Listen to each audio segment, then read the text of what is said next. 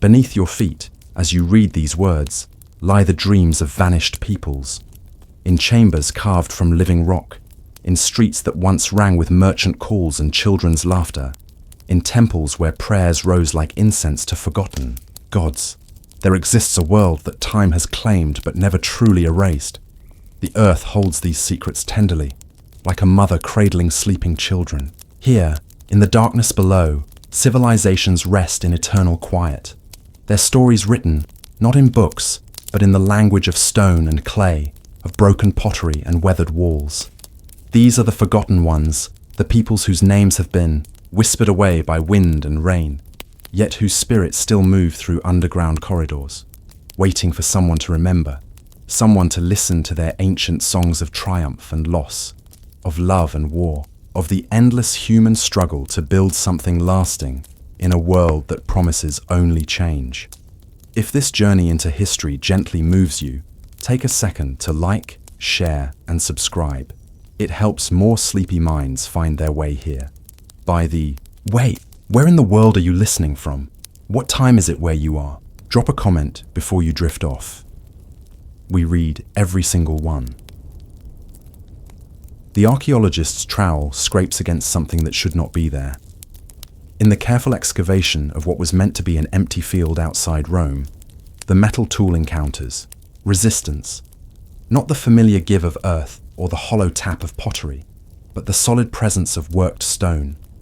Another stroke reveals a smooth surface, too perfect to be natural, too deliberate to be accident. In this moment, as dust falls away from carved limestone, another forgotten world announces its presence to ours.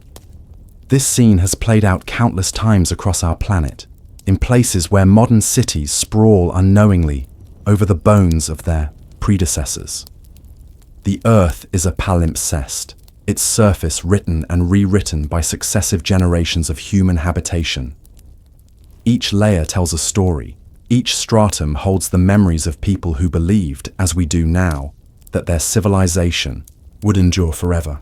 Yet here they lie, silent and patient, their greatest monuments becoming the foundations for parking lots and shopping centers, their sacred spaces transformed into subway tunnels and basement storage rooms.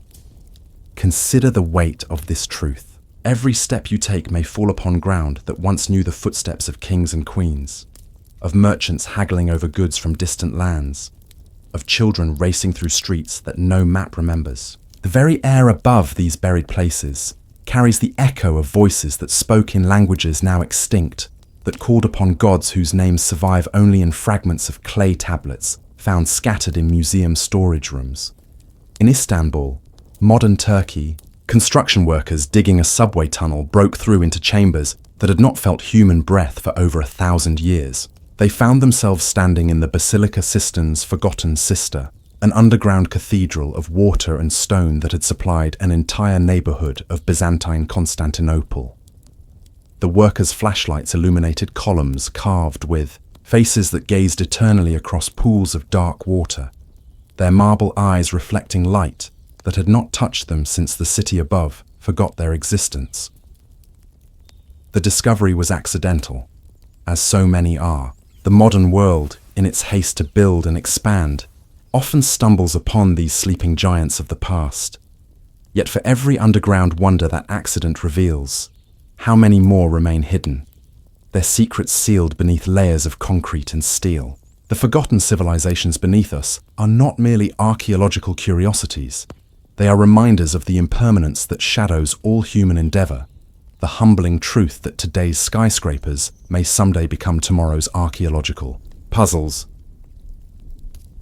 In the ancient city of Ani, now straddling the border between Turkey and Armenia, the earth has claimed most of what was once called the City of 1001 Churches. Here, in fields where sheep now graze, the foundations of a medieval metropolis stretch for miles beneath the grass.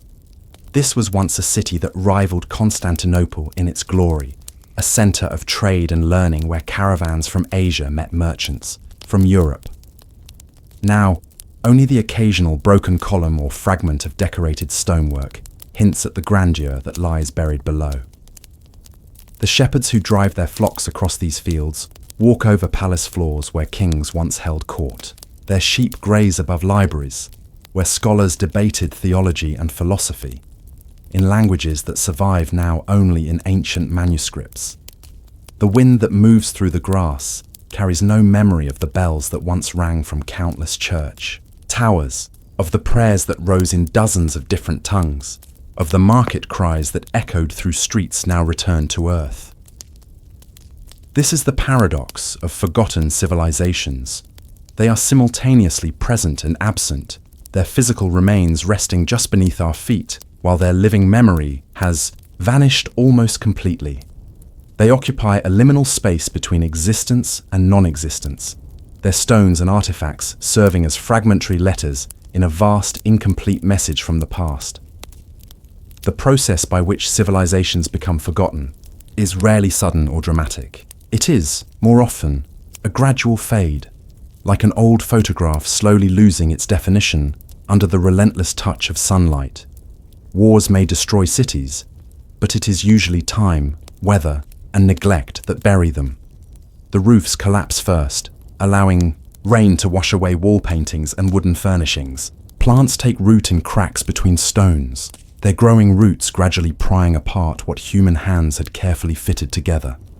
Dust and debris accumulate, season after season, year after year, until what was once at ground level becomes the foundation for new growth. In this way, the earth becomes an unwitting curator, preserving in darkness what light would have destroyed. The organic materials that would have rotted away in the open air, leather scrolls, wooden furniture, textile fragments, sometimes survive for millennia in the protective embrace of soil and stone.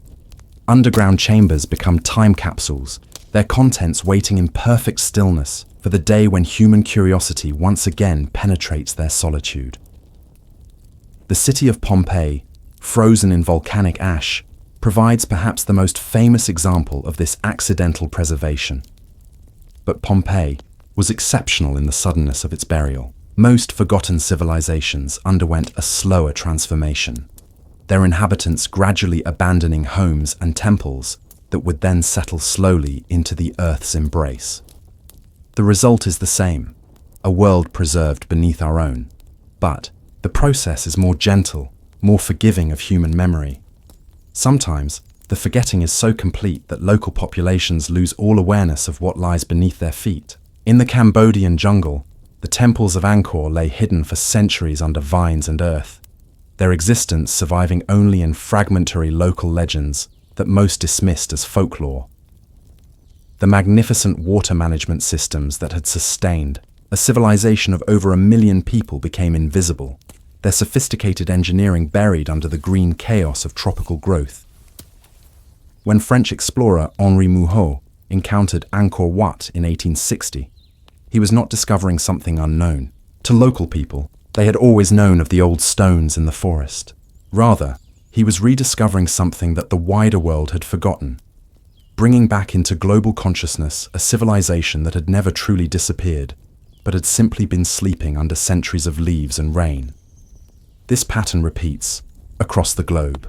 In Peru, the Inca road system, once a marvel of engineering that connected an empire spanning thousands of miles, lies mostly hidden beneath centuries of earth and vegetation. Local communities still use parts of these ancient highways, their stone construction proving more durable than many modern roads. Yet much of the network remains buried, waiting for satellite photography and ground-penetrating radar to reveal its full extent. The forgetting of civilizations involves not just their physical burial, but also the loss of the knowledge needed to understand them. Languages die out, taking with them the keys to deciphering inscriptions. Religious and cultural practices evolve or disappear entirely, leaving later generations unable to comprehend the rituals and beliefs that once gave meaning to elaborate temple complexes. Technical knowledge vanishes, making it impossible to understand how ancient engineers achieved feats that modern technology struggles to replicate. In Easter Island, the massive stone statues called moai stand as silent witnesses to a civilization that had already become partially forgotten by the time European explorers arrived. The islanders could no longer explain how their ancestors had carved and moved the enormous figures. the knowledge having been lost during the social upheavals that preceded European contact.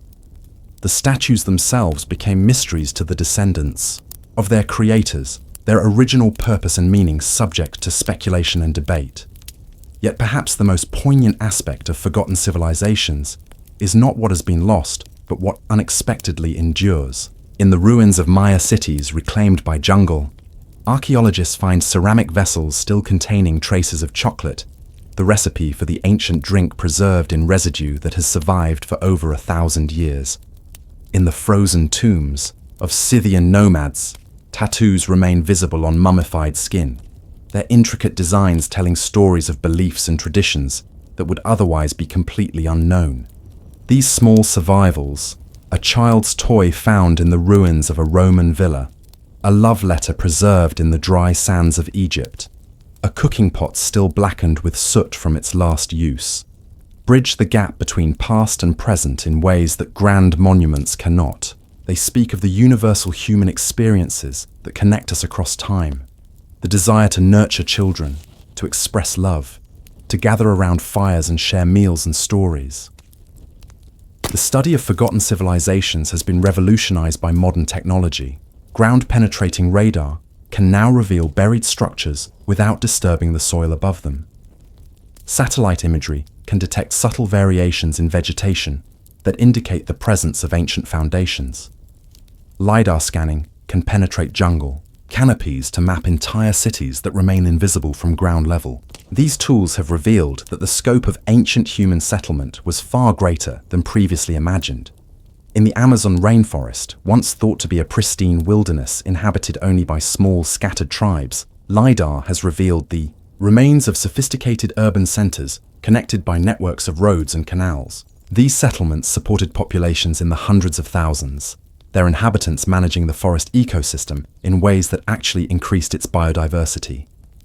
The jungle that European explorers saw as untouched wilderness was actually a carefully cultivated landscape, its apparent wildness the result of centuries of recovery from the collapse of indigenous civilizations. Similarly, in the deserts of Arabia, satellite imagery has revealed vast networks of ancient trade routes marked by way stations and caravanserais that once facilitated commerce between the Mediterranean world and the Indian Ocean. These discoveries suggest that the ancient world was far more connected and cosmopolitan than traditional histories have acknowledged, with goods, ideas, and people moving across continents along well-established highways that are now buried under sand and time. The implications of these discoveries extend beyond archaeology into philosophy and ethics. If entire civilizations can vanish so completely that their existence becomes questionable, what does this say about the permanence of our own achievements? The skyscrapers and highways that seem so solid and enduring may themselves become archaeological puzzles for future explorers, their purpose and meaning as mysterious to our descendants as the stone circles of ancient Europe are to us. Yet there is something comforting in the persistence of these buried worlds. They remind us that human creativity and ingenuity, while perhaps not eternal, possess a durability that transcends the lifespans of individuals or even entire cultures. The forgotten civilizations beneath us are not truly dead. They are merely sleeping, waiting for the right moment, the right technology, the right question to wake them from their long slumber and allow them to speak once more of human dreams and struggles and triumphs. As we walk through our modern cities, hurrying between appointments and deadlines, it is worth pausing occasionally to consider the layers beneath our feet. In the darkness below, kings and peasants, artists and warriors, mothers and children, rest together in democratic equality, their distinctions of rank and wealth and power reduced to fragments of pottery and corroded metal. Their dreams have become our inheritance, their failures our warnings, their achievements our inspiration. The forgotten civilizations teach us that while individual human lives are brief, the human project of building and creating and striving endures across millennia. Each generation adds its layer to the great palimpsest of human history, its contributions becoming the foundation for those who follow. In this way, nothing is truly lost. It is merely transformed, becoming part of the great continuum of human experience that stretches from the first cities of Mesopotamia to the space stations orbiting above us today. The Earth beneath our feet is alive with memory, pulsing with the accumulated dreams and disasters of countless human generations. To understand the forgotten civilizations is to understand ourselves, not as the endpoint of history, but as the latest chapter in a story that began in darkness and mystery, and will continue long after our own cities have become archaeological curiosities for future explorers to puzzle over and interpret. In the limestone caves beneath the bustling streets of Paris, millions of human skulls and bones line the walls in neat, geometric patterns. Catacombs, as they are known today, represent one of the most dramatic examples of how modern cities have built themselves upon the foundations and sometimes the remains of earlier civilizations. These underground ossuaries were created in the 18th century when overflowing cemeteries posed a health crisis to the growing city above. But the quarries where the bones now rest had been carved centuries earlier by Roman workers extracting stone to build their own vision of the city that would become Paris. Here, in chambers carved from living rock, we find the physical intersection of multiple civilizations: Roman, medieval, and modern, each layer of human habitation leaving its mark in stone. The Romans who quarried these caverns could never have imagined that their work sites would one day house the remains of millions of their successors. The medieval Parisians who filled the quarries with bones were building upon foundations they barely understood. And the modern tourists who walk these corridors today are witnessing the strange alchemy by which forgotten civilizations become tourist attractions, their gravest realities transformed into curiosities for afternoon entertainment. Stone, more than any other material, preserves the intentions and capabilities of forgotten peoples. Unlike wood, which rots, or metal, which corrodes, stone endures with stubborn persistence, maintaining its form even as its creators pass into memory. The megalithic monuments of Europe, Stonehenge, Karnak, Newgrange, stand as testament to civilizations that possessed neither written language nor metal tools, yet managed to move stones weighing dozens of tons with precision that modern engineers admire and struggle to replicate. These stone circles and burial chambers represent perhaps humanity's earliest attempt to create monuments that would outlast their builders.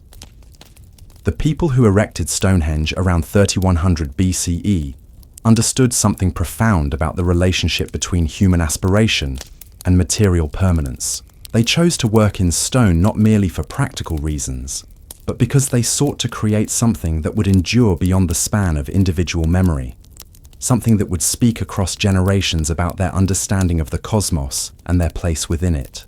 The precision of these monuments continues to astound researchers.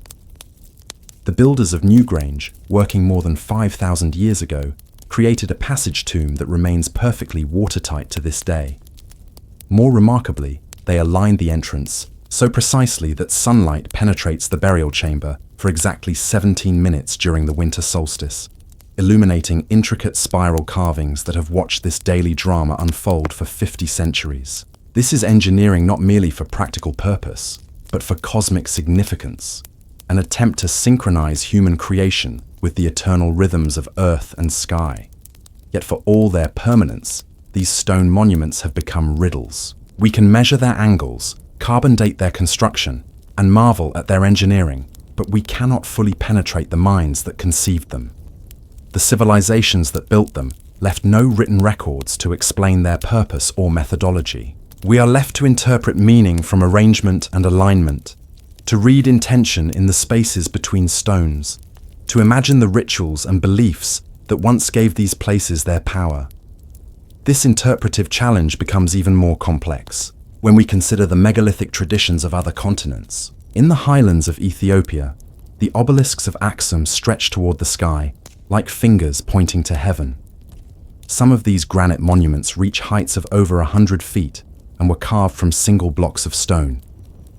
The precision of their creation rivals anything achieved in ancient Egypt, yet the civilization that erected them remains largely mysterious to modern scholarship. The kingdom of Aksum controlled trade routes between the Roman Empire and ancient India, growing wealthy from commerce in gold, ivory, and exotic spices. Its merchants sailed across the Red Sea and the Indian Ocean, establishing trading posts from the Arabian Peninsula to the coast of India. Yet despite this international reach and evident prosperity, Axum's history comes to us in fragments. A few inscriptions, some coins, the testimony of visiting merchants from other lands.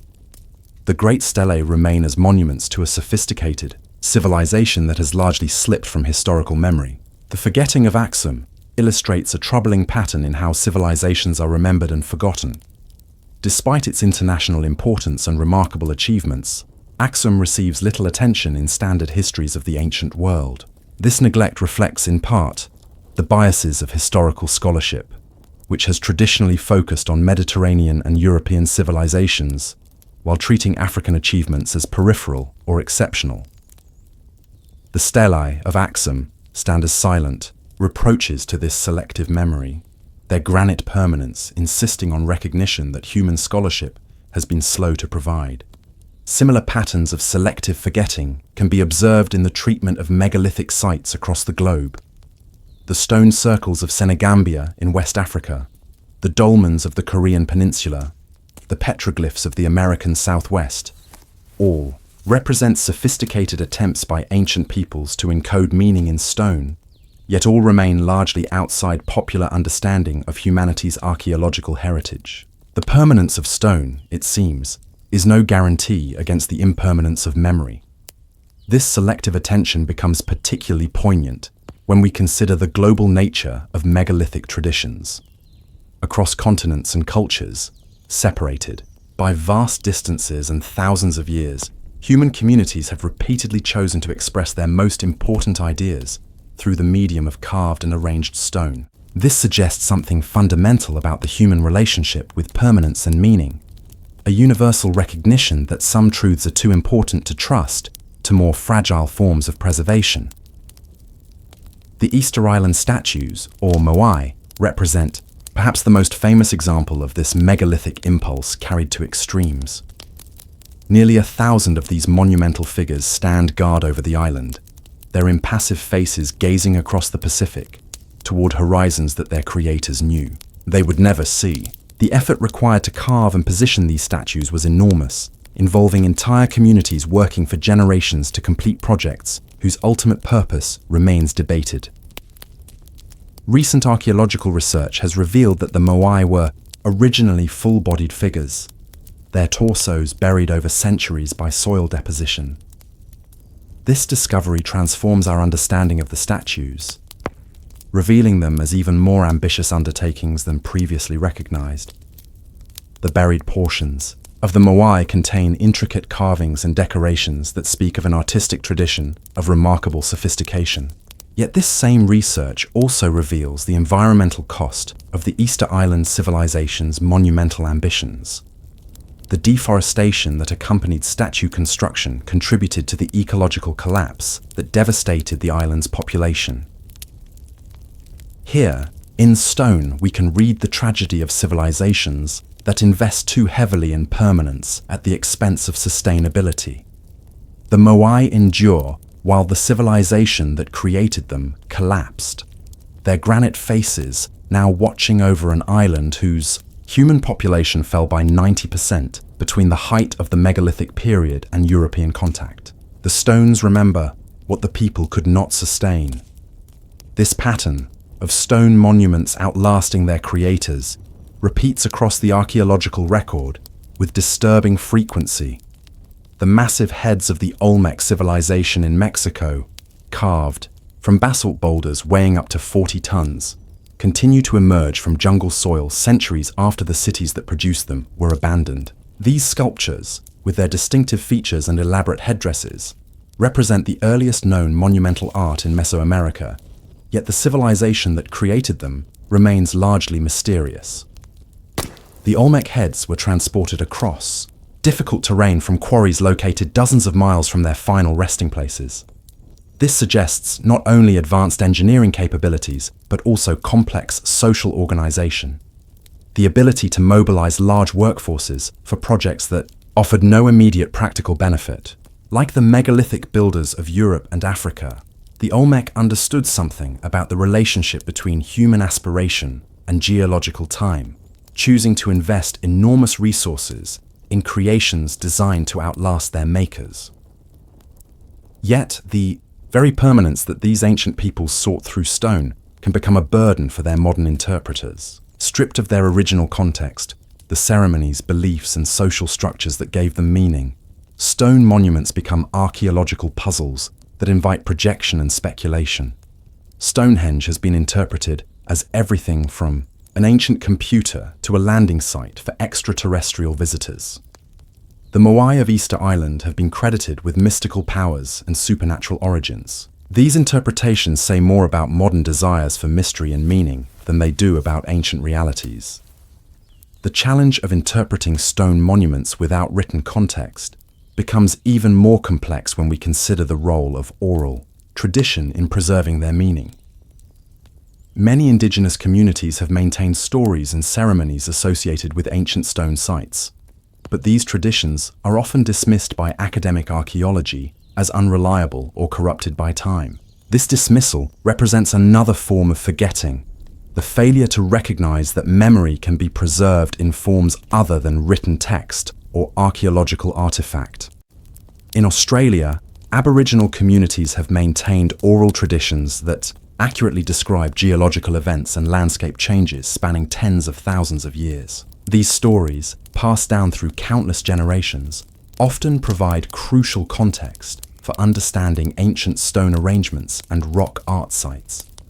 Yet, until recently, academic archaeology largely ignored these oral traditions, preferring to rely solely on material evidence and radiocarbon dating. This approach has led to incomplete and sometimes inaccurate interpretations of sites whose meaning was actually preserved in living memory. The recognition of oral tradition as a legitimate form of historical evidence has begun to transform archaeological interpretation, particularly in regions where indigenous communities maintain active connections to ancient sites. This transformation suggests that the forgetting of civilizations is not inevitable, that memory can be preserved across millennia if communities maintain the social structures and cultural practices necessary to keep it alive.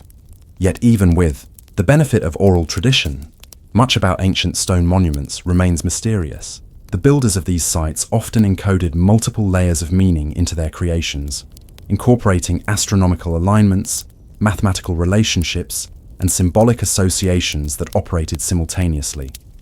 Modern interpretation typically focuses on one aspect at a time: the engineering achievement, the astronomical knowledge, the artistic expression. But ancient peoples likely experienced these monuments as unified wholes that integrated practical, spiritual, and intellectual concerns. This holistic approach to monumental construction can be glimpsed in the stone circles of Britain and Ireland, where recent research has revealed complex relationships between site location, local geology, and acoustic properties. Many of these circles were positioned to take advantage of natural sound phenomena, creating spaces where voices and musical instruments would be amplified or modified in specific ways. The builders understood that stone could be used not only to mark space and time, but also to shape sensory experience, creating environments that would enhance ritual and ceremony through careful manipulation of acoustics. This acoustic sophistication suggests that ancient stone monuments functioned as more than symbolic statements. They were technologies for creating specific types of human experience. The reverberations within a stone circle, the play of light and shadow across carved surfaces, the visual relationships between earthworks and celestial movements. All of these effects were carefully calculated to produce particular emotional and spiritual responses in the people who gathered at these sites. Understanding these experiential dimensions of ancient stone monuments requires a kind of archaeological empathy, the ability to imagine how these places might have felt to their original users. This imaginative reconstruction is necessarily speculative, but it offers insights that purely technical analysis cannot provide. When we consider Stonehenge not just as an astronomical calculator, but as a place where communities gathered to mark seasonal transitions and life passages, we begin to understand why people invested such enormous effort in its construction and maintenance. The social dimension of megalithic construction is particularly important to understand. These monuments were not built by specialists or slaves, but by entire communities working together over periods spanning generations. The construction process itself was likely as important as the finished product, serving to reinforce social bonds and shared identity through collaborative effort. The monuments thus served multiple functions simultaneously, as community projects, as symbolic statements, as ritual spaces, and as demonstrations of collective capability. This communal aspect of megalithic construction offers lessons for understanding how civilizations maintain cohesion across time. The stone circles and passage tombs of ancient Europe were not built once and then forgotten.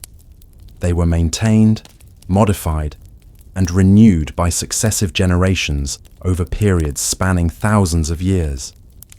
This continuity of care suggests that these monuments served as focal points for community identity, places where each generation could connect with the achievements of their ancestors while adding their own contributions to the ongoing project.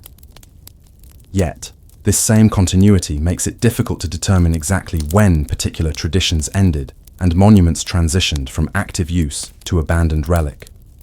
The process was likely gradual, with maintenance becoming sporadic, ceremonies simplified, and original meanings transformed or forgotten. By the time Roman observers encountered the stone circles of Britain, they were already ancient mysteries, their purpose uncertain even to local populations. This gradual transition from living tradition to archaeological puzzle illustrates one of the fundamental challenges in studying forgotten civilizations. The monuments that survive are precisely those that outlasted their original cultural context, their durability in stone compensating for their fragility in memory. They remain with us as physical presences that have lost their spiritual and social significance, landmarks in a landscape whose meaning has shifted beyond recognition. Before there were cities, before there were kings, before there were temples, reaching toward the sky, there were whispers, the first tentative conversations between human beings and the idea of permanence. These earliest stirrings of civilization emerge from the archaeological record like half-remembered dreams, their traces so faint that scholars debate whether they represent genuine complexity or mere coincidence. Yet in these whispers, in these fragmentary remains scattered across the landscape of deep time, we can glimpse the moment when our species first began to dream of building something that would outlast the span of individual memory. The site of Göbekli Tepe in southeastern Turkey represents one of the most dramatic of these early whispers, a place where hunter-gatherer communities, 11,000 years ago, undertook a monumental construction project that challenges our understanding of prehistoric social organization. Here, massive stone pillars carved with intricate reliefs of animals and abstract symbols were arranged in circular enclosures, creating what may be humanity's first temple complex. The sheer scale of the undertaking, stones weighing up to 20 tons, carved and positioned with sophisticated precision, suggests levels of planning and cooperation that supposedly did not exist among pre-agricultural peoples. What makes Göbekli Tepe particularly remarkable is its temporal priority. This complex was already ancient when agriculture first developed in the nearby Fertile Crescent, already old when the first cities appeared in Mesopotamia. Its builders lived in a world without domesticated animals, without metal tools, without pottery, yet they possessed the vision and capability to create monuments that would endure for millennia. The site forces us to reconsider our assumptions about the linear progression of human development, suggesting that the capacity for monumental construction emerged much earlier than traditional timelines acknowledge. The pillars at Göbekli Tepe were not randomly placed, but arranged according to careful geometric principles, their positions marked by astronomical alignments that demonstrate sophisticated knowledge of celestial movements. The carved reliefs covering their surfaces depict a bestiary of local wildlife: lions, boars, snakes, birds, scorpions, rendered with artistic skill that rivals the cave paintings of much later periods. These images were not mere decoration, but appear to encode complex symbolic systems whose meaning has been lost with their creators. Perhaps most mysteriously, the entire complex was deliberately buried sometime around 8000 BCE, covered with tons of soil and rubble in an operation that must have required as much effort as the original construction. This intentional burial preserved the site for modern archaeology, but also raises profound questions about the motivations of its creators. Why would a community invest enormous effort in building monuments only to bury them? Was this destruction ritual in nature, or did it represent some kind of cultural transformation that required the abandonment of earlier traditions? The deliberate burial of Göbekli Tepe echoes a pattern found at other early ceremonial sites. Around the world, the tendency for ancient communities to periodically destroy and rebuild their most sacred spaces. This cycle of construction, use, and renewal suggests that these early peoples understood time differently than we do, viewing permanence not as stasis but as a process requiring constant renewal and transformation. The monuments they built were not meant to last forever in their original form, but to serve as focal points for ongoing cultural processes that would periodically require fresh expression. This cyclical approach to monumentality can be observed in the ancient settlements of Çatalhöyük, also in Turkey, where house foundations were regularly rebuilt on top of their predecessors, creating artificial mounds that grew higher with each generation. Over the course of more than 1,000 years, this process created a settlement that rose like a layered cake from the Anatolian plain, each level preserving the architectural and artistic achievements of its inhabitants, while serving as the foundation for future development. At Çatalhöyük, we encounter another early whisper of civilization, the emergence of artistic traditions that would persist across centuries. The walls of houses were decorated with elaborate murals depicting hunting scenes, geometric patterns, and mysterious figures that may represent deities or ancestors. These paintings were periodically plastered over and renewed, creating palimpsests, a visual culture that reveal the evolving spiritual and aesthetic concerns of the community. The people of Çatalhöyük also developed sophisticated burial practices, interring their dead beneath the floors of their houses and removing skulls for separate treatment that may have involved ancestor veneration. This intimate relationship between the living and the dead created households that literally rested upon the bones of their predecessors, establishing patterns of continuity and remembrance that would become fundamental to later civilizations. These early settlements were not cities in the modern sense.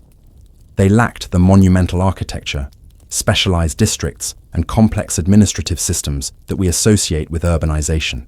Yet they represented something new in human experience. Permanent communities where knowledge could accumulate across generations, where artistic and technical traditions could develop and refine themselves over centuries, where the achievements of individual craftspeople could be preserved and transmitted to their successors. The transition from these early settlements to the first true cities was gradual and uneven, marked by false starts and abandoned experiments whose traces are scattered across the archaeological landscape. In the Jordan Valley, the ancient settlement of Jericho developed massive stone fortifications and a mysterious stone tower whose purpose remains unclear to archaeologists. These constructions date to around 8000 BCE, making them contemporary with the burial of Göbekli Tepe and the height of Çatalhöyük.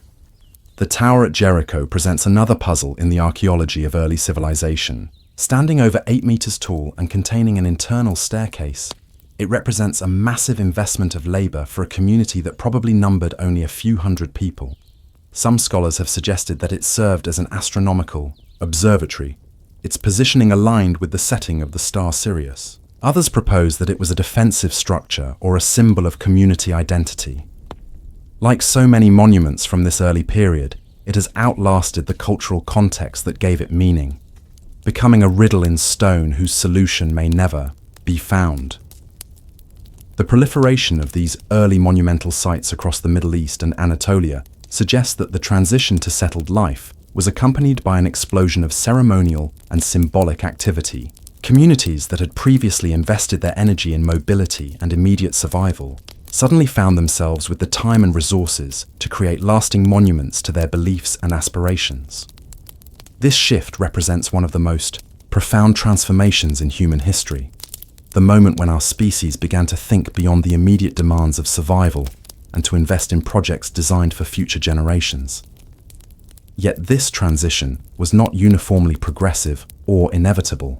Many early settlements were abandoned after brief periods of occupation, their inhabitants apparently returning to mobile lifestyles or relocating to more favorable environments. The archaeological record from this period is filled with false starts and dead ends, communities that began the process of sedentarization but could not sustain it, experiments in monumental construction that were abandoned before completion, artistic traditions that flourished briefly and then disappeared without trace. This pattern of experimentation and abandonment suggests that the development of civilization was far from predetermined. The communities of the early Neolithic were engaged in a series of cultural experiments, testing different approaches to permanent settlement, monumental construction, and symbolic expression. Some of these experiments succeeded and became the foundations for later developments. Others failed and were forgotten, their innovations lost to history. The site of Tel Es-Sarwan in Iraq provides an example of one such abandoned experiment. Here, around 6000 BCE, a community developed sophisticated irrigation systems and monumental architecture, creating what may have been one of the earliest urban centers in Mesopotamia. The settlement included large public buildings, residential districts, and workshops for specialized crafts. Yet after a few centuries of apparent prosperity, the site was mysteriously abandoned, its inhabitants vanishing from the archaeological record as completely as if they had never existed. The disappearance of Tel Es-Sarwan and similar sites from this period reminds us that the path to civilization was neither smooth nor certain. Communities could achieve remarkable levels of complexity and then lose it, developing innovations that would not be rediscovered for centuries. The early whispers of civilization were often tentative and fragile, subject to disruption by environmental changes, social conflicts, or simple bad luck that could undo generations of cultural development. This fragility becomes even more apparent when we consider the climate changes that mark the end of the last ice age. The early Neolithic period coincided with a time of dramatic environmental transformation, as rising temperatures and changing precipitation patterns altered landscapes across the globe. Communities that had adapted to particular environmental conditions might find themselves facing drought, flooding, or ecosystem collapse that made their traditional ways of life impossible to maintain. The Younger Dryas period, a temporary return to glacial conditions that lasted from approximately 10,800 to 9,600 BCE, appears to have disrupted many early experiments in sedentary life. Sites that had shown promise of developing into complex settlements were abandoned during this climatic reversal, their inhabitants presumably forced to return to more mobile lifestyles that could adapt to rapidly changing conditions. When warmer conditions returned, new experiments in settled life began, but they often built upon different foundations and developed along different trajectories than their predecessors. This pattern of climate-driven abandonment and renewal would become a recurring theme throughout the history of civilization. Communities would develop complex adaptations to particular environmental conditions, only to find themselves vulnerable when those conditions changed. The civilizations that ultimately succeeded were often those that developed sufficient flexibility and resilience to survive such disruptions, or those that were fortunate enough to develop in relatively stable environments. The early whispers of civilization thus emerge from the archaeological record as both inspiring and cautionary tales. They demonstrate the remarkable human capacity for innovation and cooperation, our species' ability to envision and create monuments that transcend individual lifespans. Yet they also reveal the fragility of these early achievements, the ease with which complex cultural developments could be disrupted or lost entirely. Perhaps most significantly, these early sites challenge our modern assumptions about the relationship between technological and social complexity. The builders of Göbekli Tepe achieved monumental construction without metal tools, developed sophisticated astronomical knowledge without writing systems, and coordinated large-scale projects without centralized political authority. Their achievements suggest that complexity can emerge along pathways very different from those followed by later civilizations, and that our technological capabilities do not necessarily represent the only or the best approaches to solving fundamental human challenges. As we excavate these ancient sites and piece together the fragments of their stories, we are witnessing the birth of human ambition on a civilizational scale. The people who built these early monuments were the first of our species to dream of creating something truly permanent, something that would speak across generations about human capability and aspiration. Their whispers have become our inheritance, their experiments the foundation upon which all subsequent human achievements rest. In the darkness of underground chambers, in the silence of buried temples, in the patient endurance of carved stone, these first whispers continue to speak to us across millennia. They remind us that civilization is not a destination, but a process, not a single achievement, but an ongoing experiment in human cooperation and creativity. They challenge us to consider what monuments we are building for future generations, what whispers we are leaving for archaeologists yet unborn to puzzle over and interpret. The forgotten civilizations beneath us begin with these earliest whispers, these first tentative steps toward permanence and complexity. In understanding them, we begin to understand ourselves, not as the inevitable product of linear progress, but as the latest participants in humanity's ongoing conversation with time, memory, and the eternal human desire to create something, lasting in a world of constant change.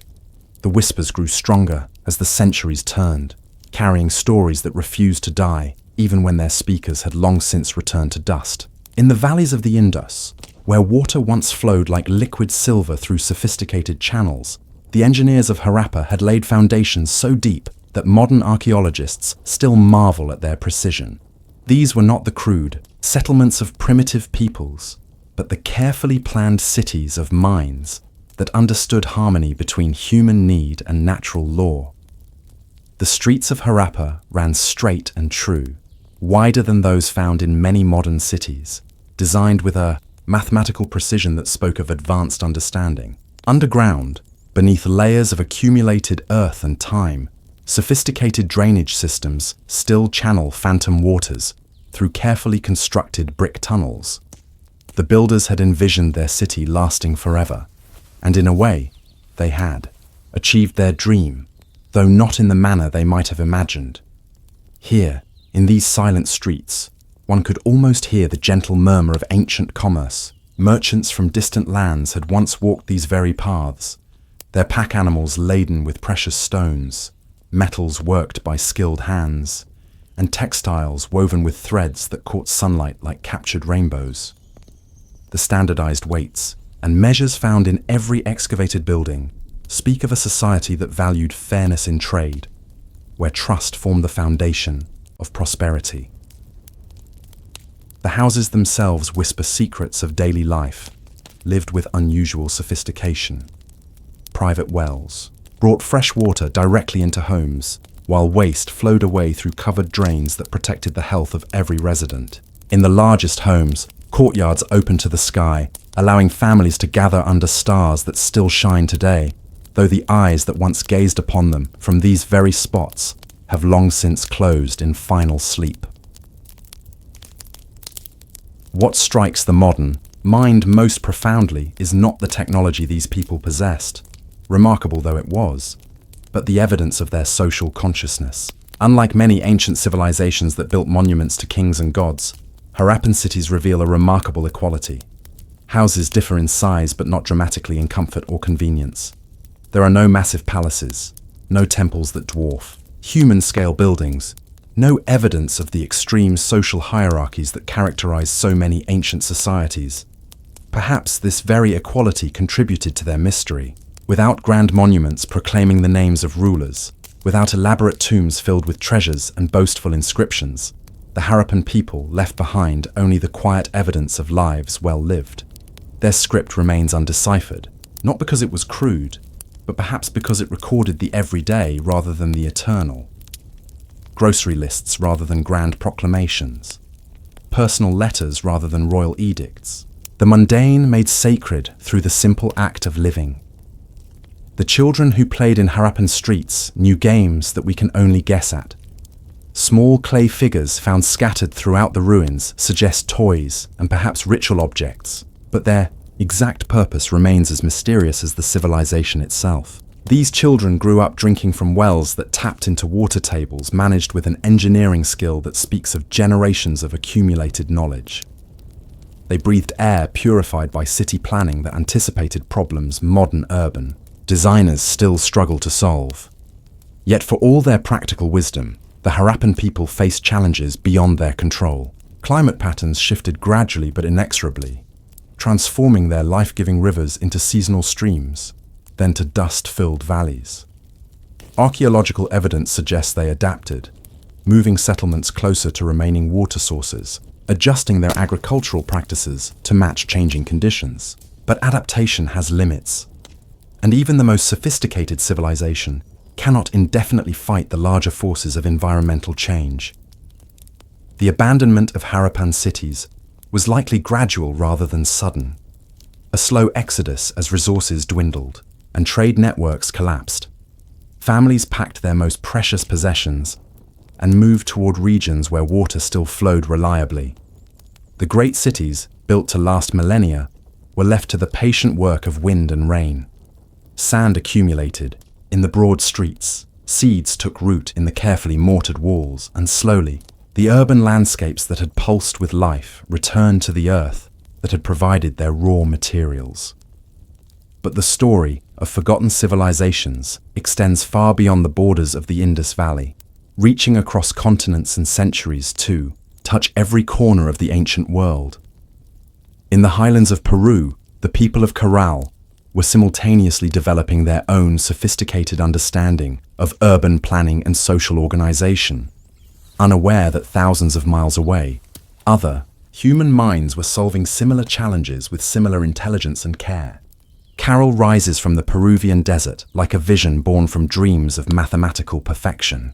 Its pyramids, older than those of Egypt, emerge from earth the color of ancient parchment, their stones arranged according to principles that speak of minds capable of seeing patterns in the movement of stars and the flow of seasons. Here, in this windswept valley, human consciousness reached toward the eternal through architecture that married earth to sky. The builders of Caral understood something profound about the relationship between physical space and human psychology. Their city was not merely a collection of buildings, but a carefully orchestrated symphony of spaces designed to elevate the spirit while serving practical needs. The largest pyramid, rising like an artificial mountain from the valley floor, commands views of surrounding peaks that frame the horizon like the rim of a cosmic bowl. From its summit, priest astronomers could track the procession of celestial bodies with precision that allowed them to predict seasonal changes crucial for agricultural success. But Caral's sophistication extended far beyond astronomical observation. Archaeological evidence reveals a society that had learned to harness the power of collaboration without falling into the trap of oppressive centralization. The city's residents lived in neighborhoods organized around circular plazas, spaces that encouraged community gathering while maintaining family privacy. These plazas served as venues for ceremonies, markets, and the countless daily interactions that weave individual lives into the larger fabric of civilization. The technology of Caral was elegant in its simplicity and effectiveness. The builders used no wheels, yet moved massive stones with ingenious lever systems and coordinated human effort. They knew no iron, yet created tools from stone and bone that served their purposes admirably. Most remarkably, they achieved all this without developing a system of writing as we understand it, relying instead on complex systems of knotted strings, called quipu, that could record mathematical calculations, calendrical information, and possibly even narrative accounts. Music played a central role in Caral society, as evidenced by the numerous flutes and other instruments found throughout the city. These were not crude noisemakers, but carefully crafted tools capable of producing complex harmonies. One can imagine evening air filled with melodies that helped bond communities together, songs that carried the weight of shared history and the hope of futures yet to unfold. Music served not merely as entertainment, but as a technology for social cohesion, a way of synchronizing hearts and minds across the various neighborhoods and social groups that made up this remarkable society. The people of Caral were master engineers who understood principles of earthquake resistance that modern architects are only beginning to appreciate. Their pyramids, built in one of the world's most seismically active regions, employed techniques that allowed massive structures to flex and sway with earth movements rather than rigidly resisting them. Reed bags filled with stones created flexible foundations that could absorb and dissipate the energy of seismic waves. This was not primitive construction but sophisticated engineering born from generations of careful observation and experimentation. Trade networks centered on Caral stretched across vast distances, bringing goods from the Amazon rainforest, the Pacific coast, and highland regions into a complex web of exchange that predated similar systems in other parts of the world by centuries.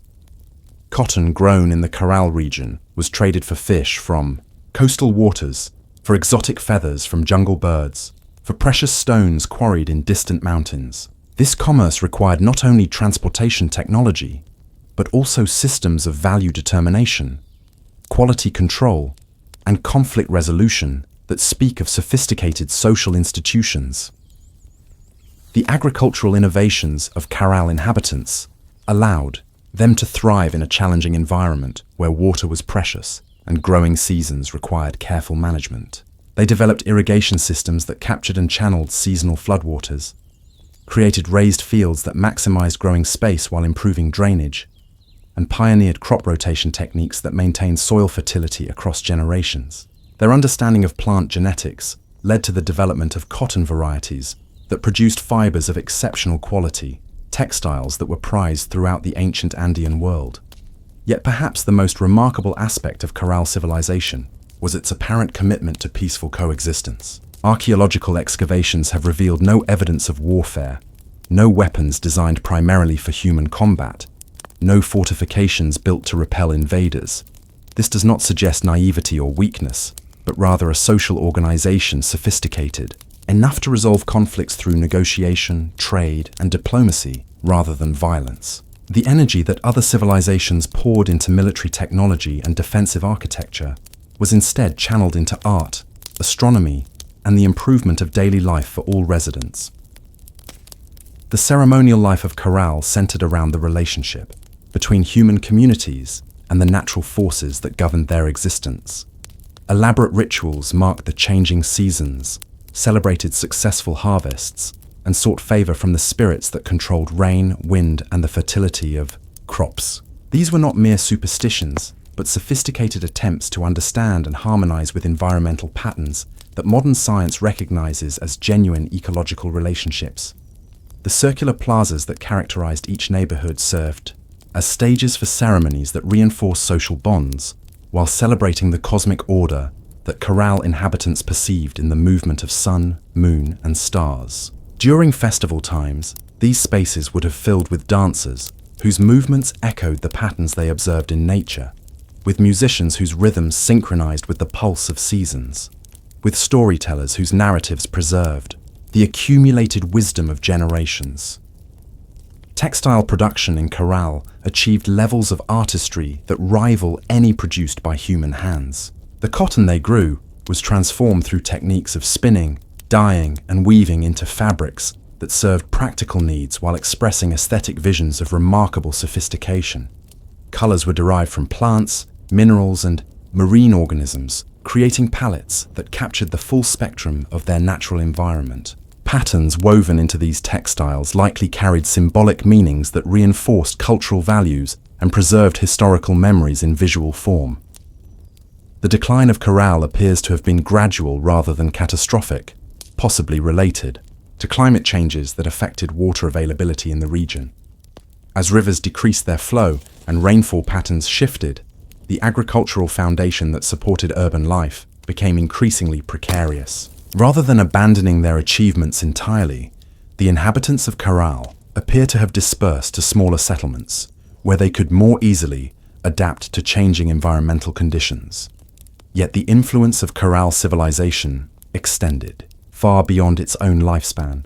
providing foundational technologies and social innovations that would be inherited and developed by later Andean cultures. The engineering principles they pioneered, the agricultural techniques they perfected, and the social institutions they created would echo through centuries of human development in the region, contributing to the eventual rise of cultures like the Inca, who built their own sophisticated civilization on foundations laid by these earlier innovators. Today, visitors to Caral encounter a landscape that speaks in whispers of human achievement nearly lost to time.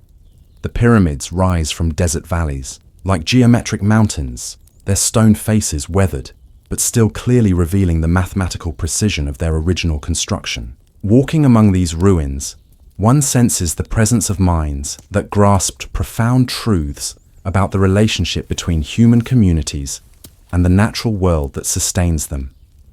The story of forgotten civilizations beneath European soil unfolds, like pages from a manuscript written in earth and stone, each layer revealing new chapters of human ingenuity that challenge our assumptions about the past.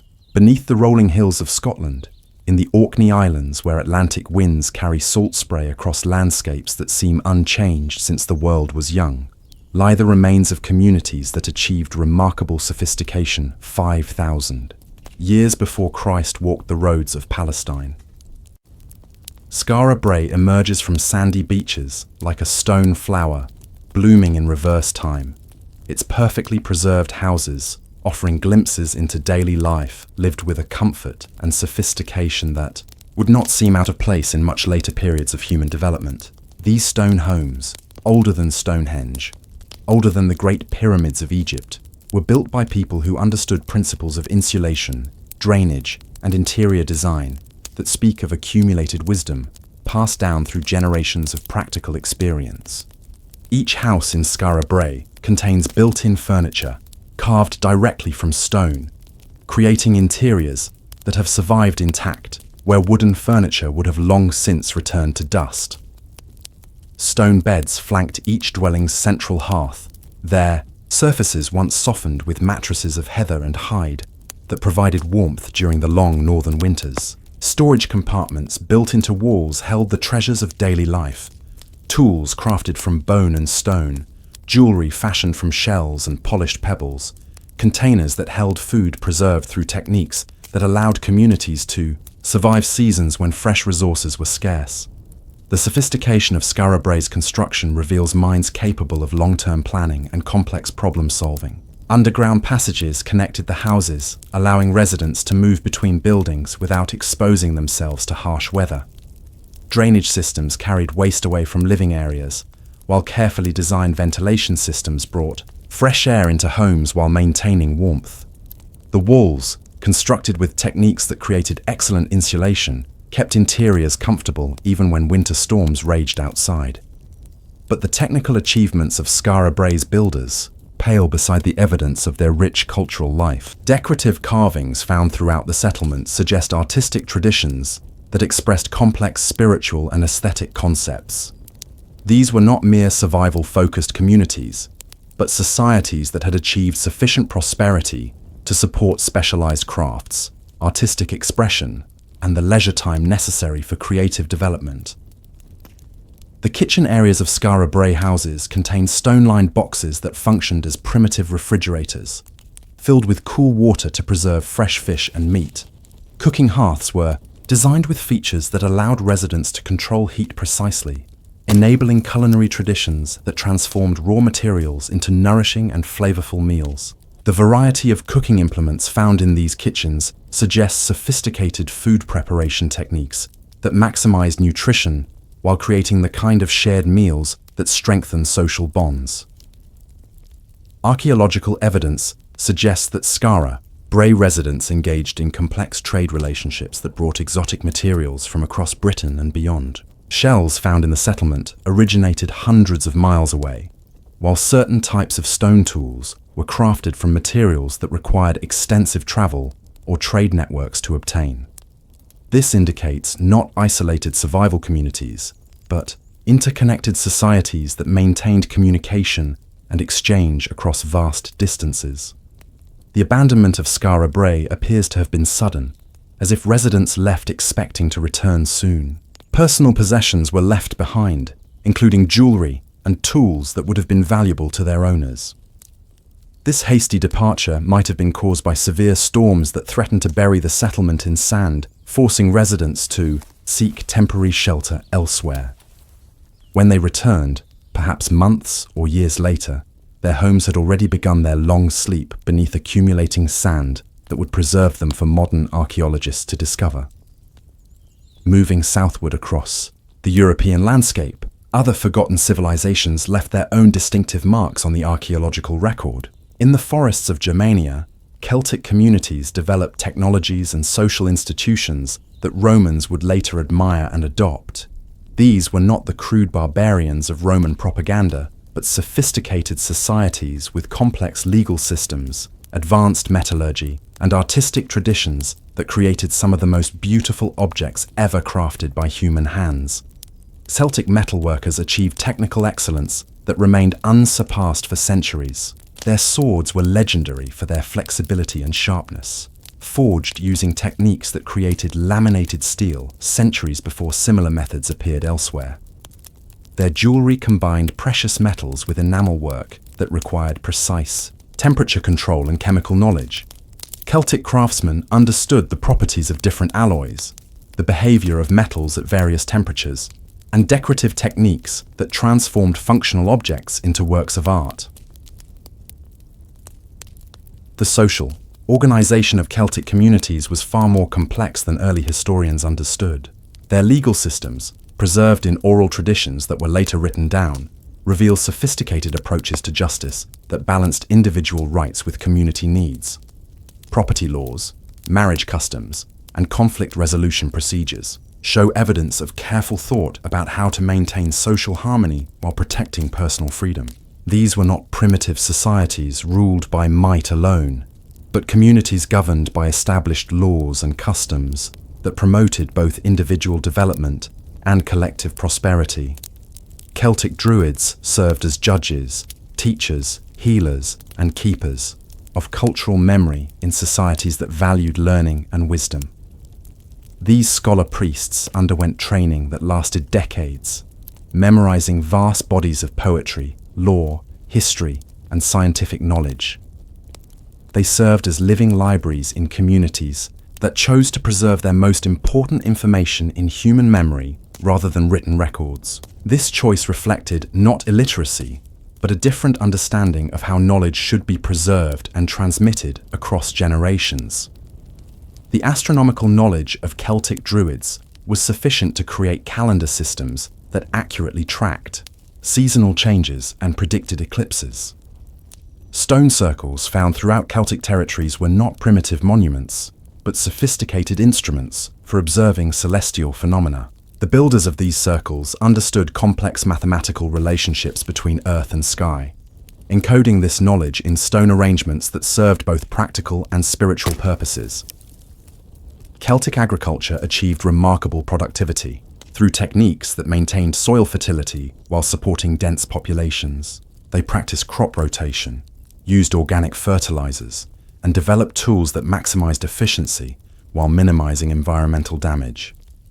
Their understanding of plant genetics led to the development of improved varieties of grains and vegetables that remained staples of European agriculture for centuries. Celtic farmers were not primitive peasants, but skilled practitioners of sustainable agriculture who understood the long-term consequences of their land management decisions.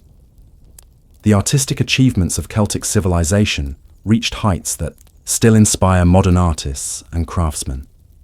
Their illuminated manuscripts combined visual beauty with technical precision, creating pages that seemed to glow with inner light.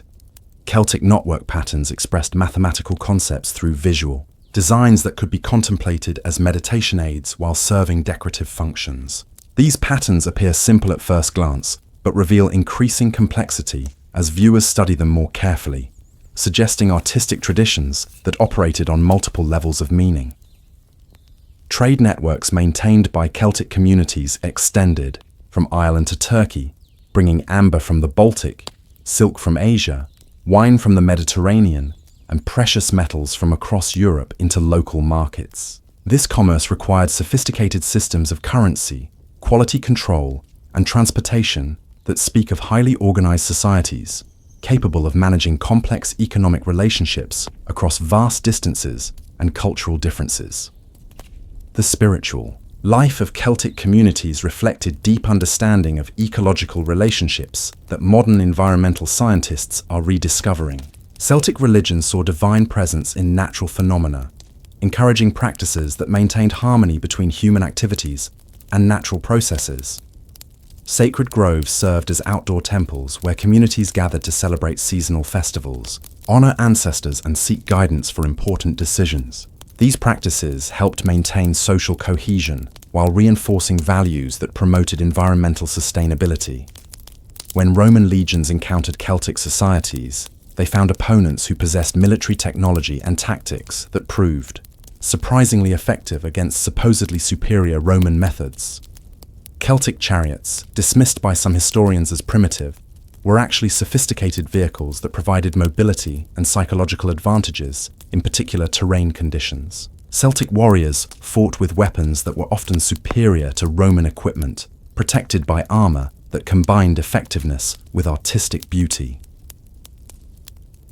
The gradual incorporation of Celtic territories into the Roman Empire was not simply a matter of civilized Romans conquering primitive barbarians, but a complex process of cultural exchange that enriched both societies. Roman engineers learned construction techniques from Celtic builders. Roman artists adopted Celtic decorative motifs, and Roman administrators studied Celtic legal systems. The civilization that emerged from this synthesis preserved elements of both traditions while creating something entirely new. Yet even as Celtic communities adapted to Roman rule, they maintained distinct cultural identities that would survive the fall of Rome itself. Celtic languages, customs, and artistic traditions persisted through centuries of political change, eventually re-emerging as foundational elements of medieval European civilization.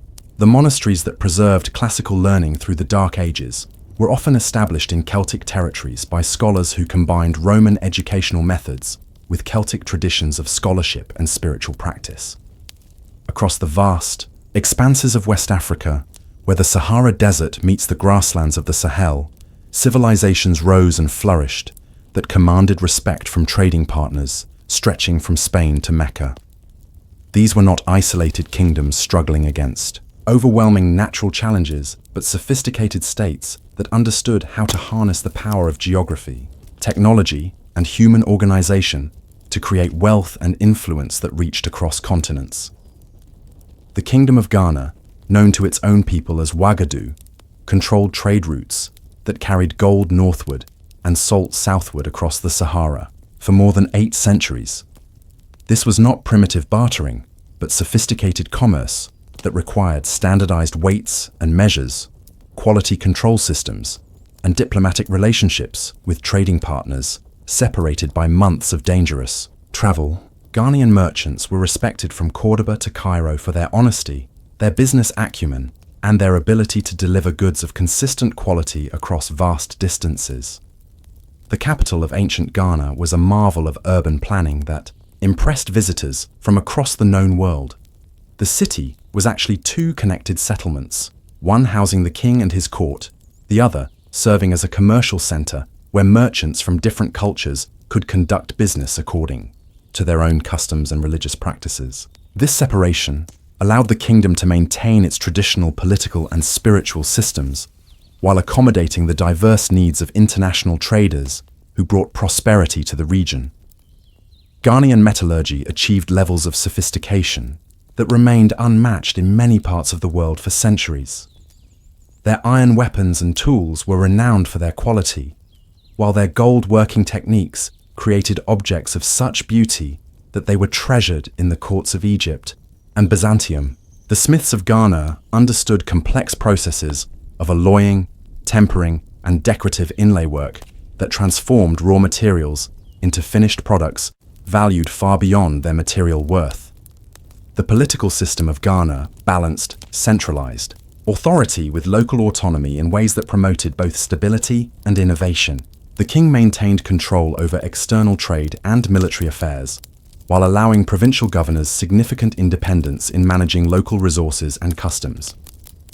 This flexibility enabled the kingdom to expand across diverse ethnic and linguistic groups without destroying the cultural traditions that gave each community its distinctive identity. Agriculture in the Ghana Empire employed techniques that maximized productivity while maintaining long-term sustainability.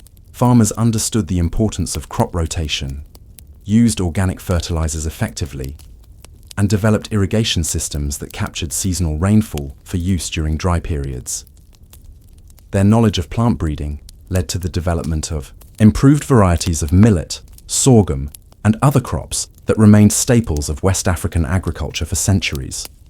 The decline of ancient Ghana was gradual rather than sudden, caused by a combination of climate change, political pressure from expanding Islamic states, and shifts in trade routes that reduced the kingdom's economic advantages. As new powers emerged in North Africa and trade patterns evolved, Ghana found itself increasingly isolated from the commercial networks that had provided its wealth and influence.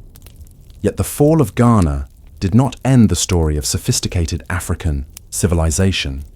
The Mali Empire, which succeeded Ghana as the dominant power in the region, achieved even greater heights of wealth, territorial control, and cultural achievement. Under rulers like Mansa Musa, Mali became one of the wealthiest states in the medieval world, controlling gold mines that supplied precious metal to Europe and the Middle East, while maintaining trade relationships that extended from the Atlantic coast to the Indian Ocean.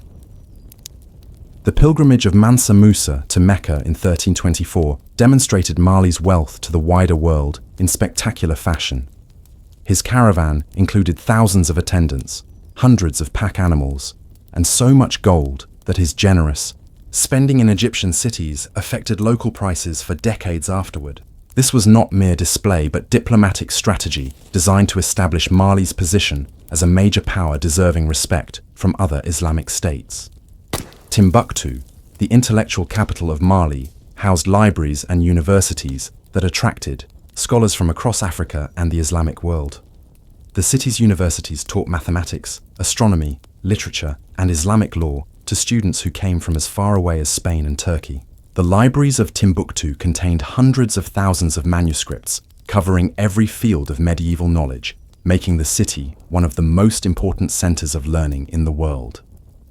The architecture of Mali cities reflected a distinctive style that combined practical functionality with aesthetic sophistication.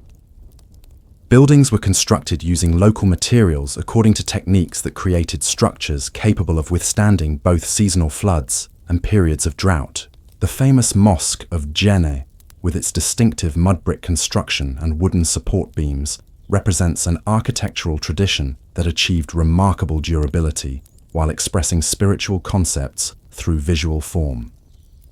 Mali's military organization enabled the empire to maintain control over territories larger than modern Western Europe, while defending against attacks from various enemies. Their armies combined traditional weapons with imported technologies, creating military forces that were effective against both local opponents and external invaders. Military engineers understood principles of fortification, siege warfare, and logistics that allowed Mali to project power across vast distances. The legal system of Mali balanced Islamic law with traditional African customs in ways that provided justice for diverse populations while maintaining social harmony. Courts operated at multiple levels, handling everything from commercial disputes to serious crimes according to established procedures that protected individual rights while serving community needs. This legal framework enabled the empire to govern effectively across cultural and linguistic boundaries that might have fragmented less sophisticated states. Trade in Mali was regulated by complex systems that protected merchants while ensuring fair taxation and quality control. Towns throughout the empire operated according to standardized rules that allowed traders from different backgrounds to conduct business with confidence. These regulations covered weights and measures, currency exchange, contract enforcement, and dispute resolution, creating commercial environments that encouraged long-distance trade and economic development. The artistic traditions of Mali produced works that combined local aesthetic concepts with influences from across the Islamic world. Textile production achieved remarkable sophistication, creating fabrics that were prized from Morocco to India for their quality and beauty. Malian artists working in metal, wood, and clay developed distinctive styles that expressed cultural values while demonstrating technical mastery of their chosen materials.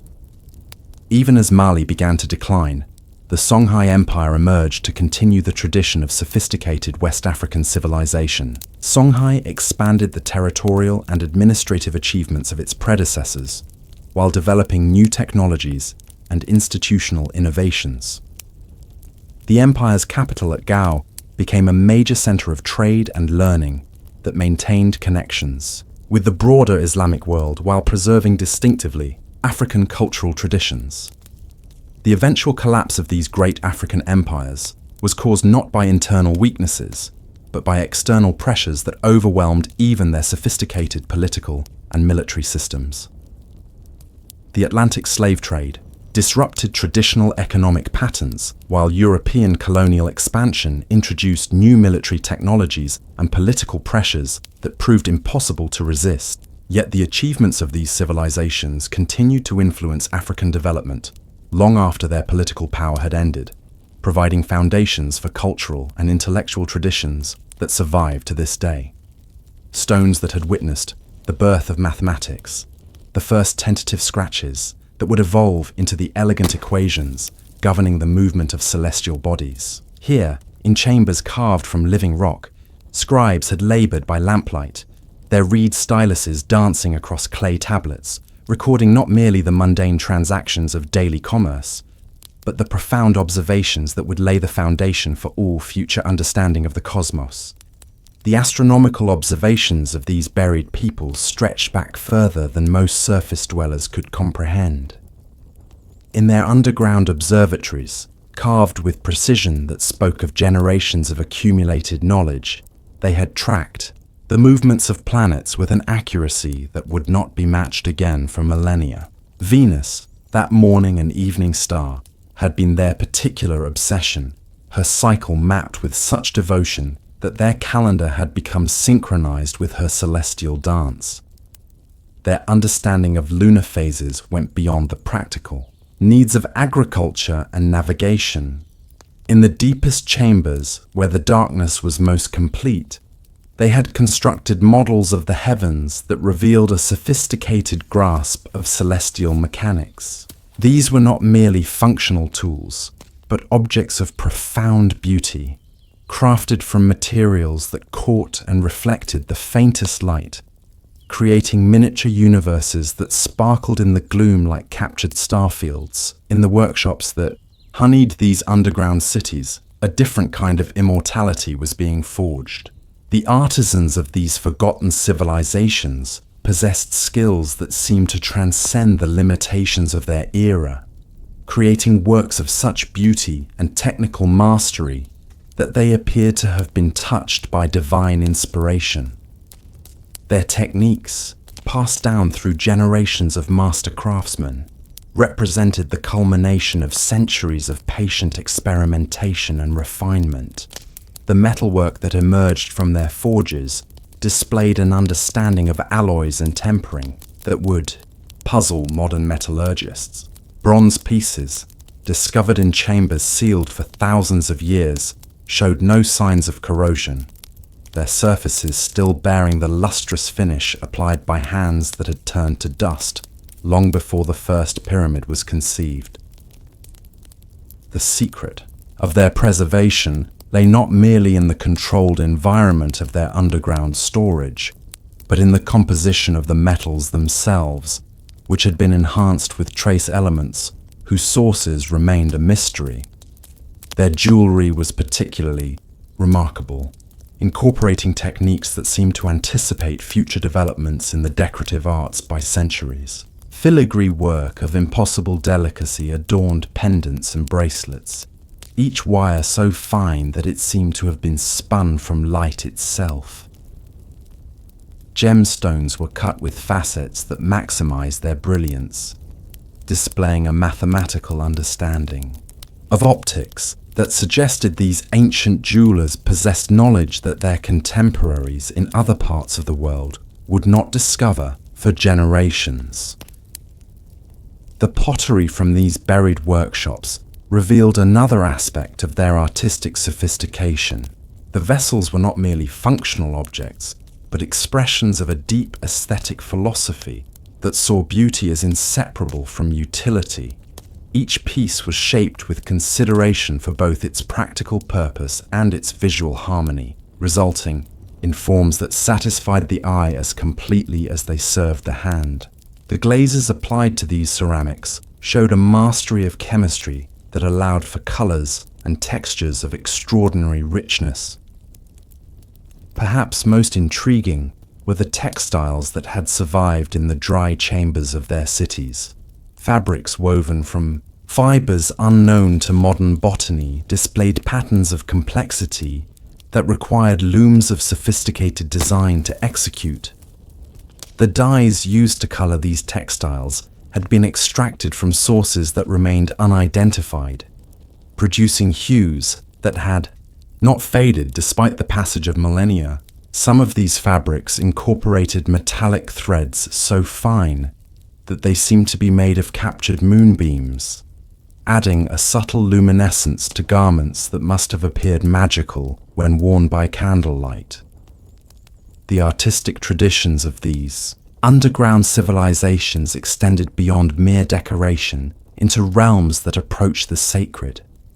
Murals painted on chamber walls depicted not only scenes from daily life, but visions of cosmic significance that suggested a mythology of profound depth and complexity. These paintings were executed with pigments that maintained their vibrancy across the centuries, their colors as fresh as if the paint had dried yesterday.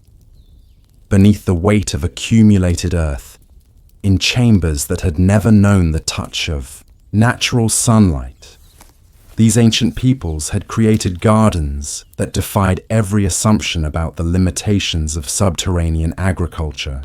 These were not simple growing spaces, carved from necessity and maintained through grim determination, but elaborately designed landscapes that transformed the underground realm into something approaching paradise.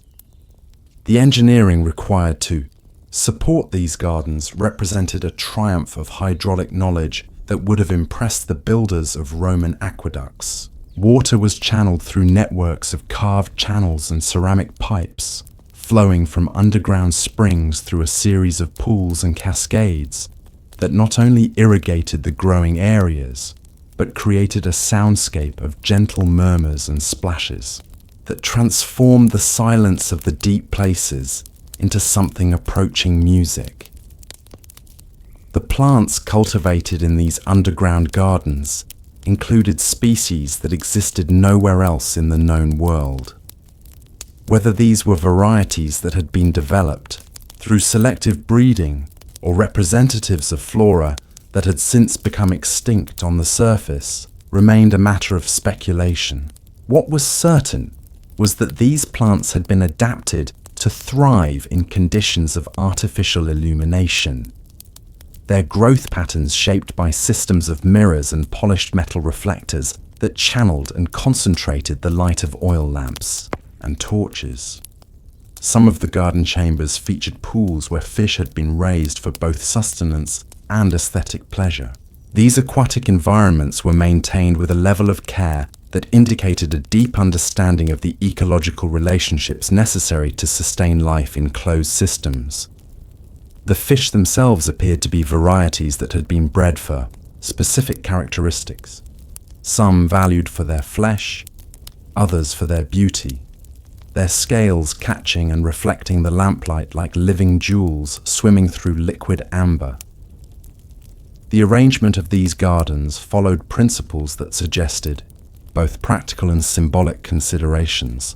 Medicinal plants were grouped according to their properties and uses, creating living pharmacies where healers could easily locate the herbs and compounds needed for their treatments. Aromatic plants were positioned to take advantage of air currents that would carry their fragrances throughout the living areas, perfuming the underground spaces with scents that evoked memories of surface meadows and forest clearings.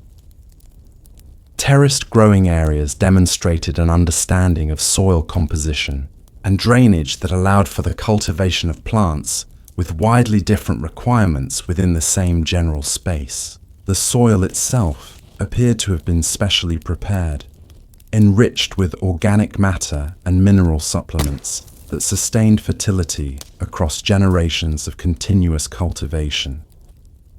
This represents one of the earliest known examples of sustainable agriculture, predating by millennia the conservation practices that modern farmers have only recently rediscovered. The symbolic significance of these gardens extended beyond their practical utility. They represented a defiant assertion of life in the face of the encroaching darkness of the underground realm, a refusal to accept that descent beneath the earth meant abandonment of the beauty and abundance of the surface world. In creating these spaces, the builders were making a statement about their relationship with the natural world, demonstrating that human ingenuity could not only adapt to challenging environments, but could transform them into something approaching the divine. Music, that most ephemeral of arts, had been given permanent form in the acoustic architecture of these buried civilizations. The builders had understood that sound, like light, could be shaped and directed through careful attention to the geometry of space, and they had applied this knowledge to create chambers where music was not merely performed, but transformed into something approaching the transcendent. The concert halls carved from solid rock demonstrated an understanding of acoustics that would not be equaled until the construction of the great opera houses of later centuries. Every surface had been calculated to enhance rather than diminish the clarity and richness of musical performance. The placement of performers and audiences had been determined not by convention, but by mathematical principles that ensured optimal sound distribution throughout the space. The instruments discovered in these chambers represented traditions of craftsmanship that had been refined across generations of master builders. Stringed instruments carved from woods that must have been transported great distances showed evidence of techniques for improving resonance and tonal quality that seemed to anticipate developments that would not occur in surface cultures for centuries. The strings themselves, made from materials whose composition remained mysterious, had maintained their tension and clarity across the millennia. Wind instruments revealed an even more sophisticated understanding of the relationship between form and function.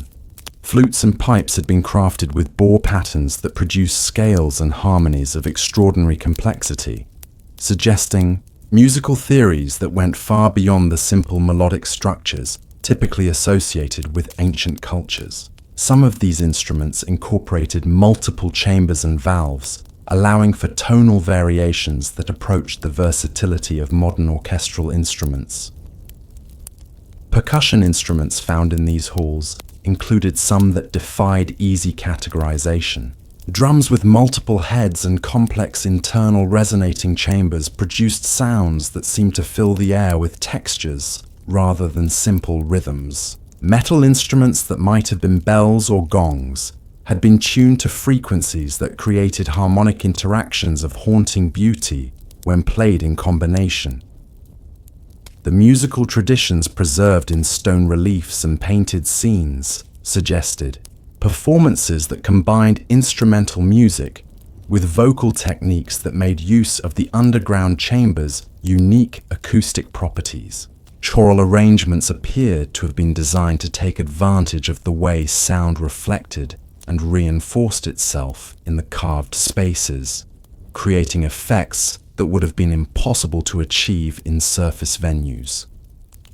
Perhaps most remarkably, some chambers contained what appeared to be early examples of mechanical music-making devices.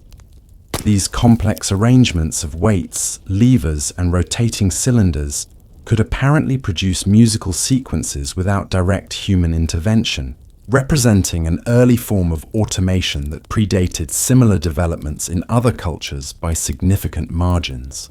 The precision required to construct and calibrate such devices indicated mathematical and engineering capabilities of the highest order. The integration of music into the daily life of these underground civilizations extended beyond formal performance, into realms that approached the sacred. Chambers designated for meditation and contemplation incorporated acoustic features that enhanced the sound of chanting and prayer, creating environments where the boundary between the physical and spiritual seemed to dissolve. The careful attention paid to the sonic environment of these spaces suggested a belief system that saw sound itself as a pathway to higher understanding.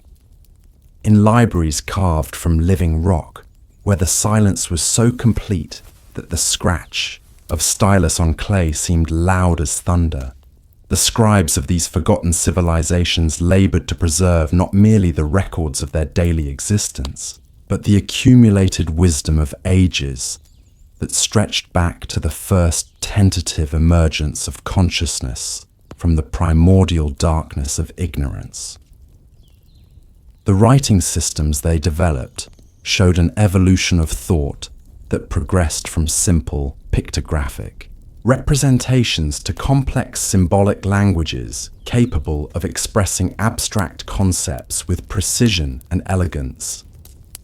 Early examples, chiseled into stone with tools whose craftsmanship spoke of generations of refinement, depicted the world in terms of recognizable objects and activities. But as the centuries passed, these same symbols had been abstracted and combined in ways that allowed for the expression of ideas that had no direct physical counterparts. Mathematical texts discovered in these libraries revealed computational abilities that seemed almost supernatural in their sophistication.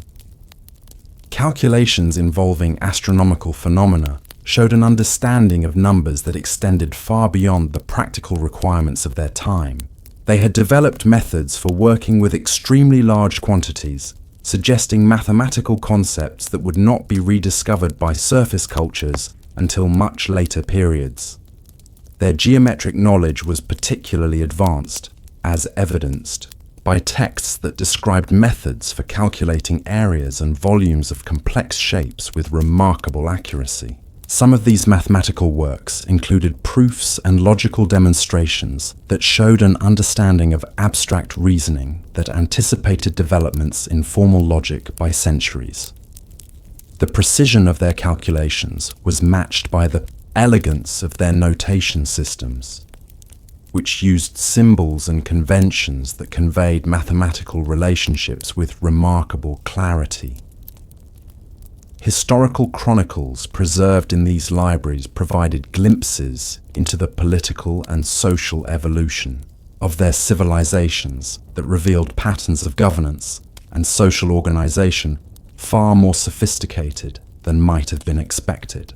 These were not simple tribal societies organized around kinship and tradition, but complex political entities with elaborate systems of law, administration, and diplomacy that governed relationships both within their communities and with neighboring peoples. Legal texts showed the development of jurisprudence that recognized concepts of individual rights and collective responsibility that seemed remarkably modern in their sensibilities.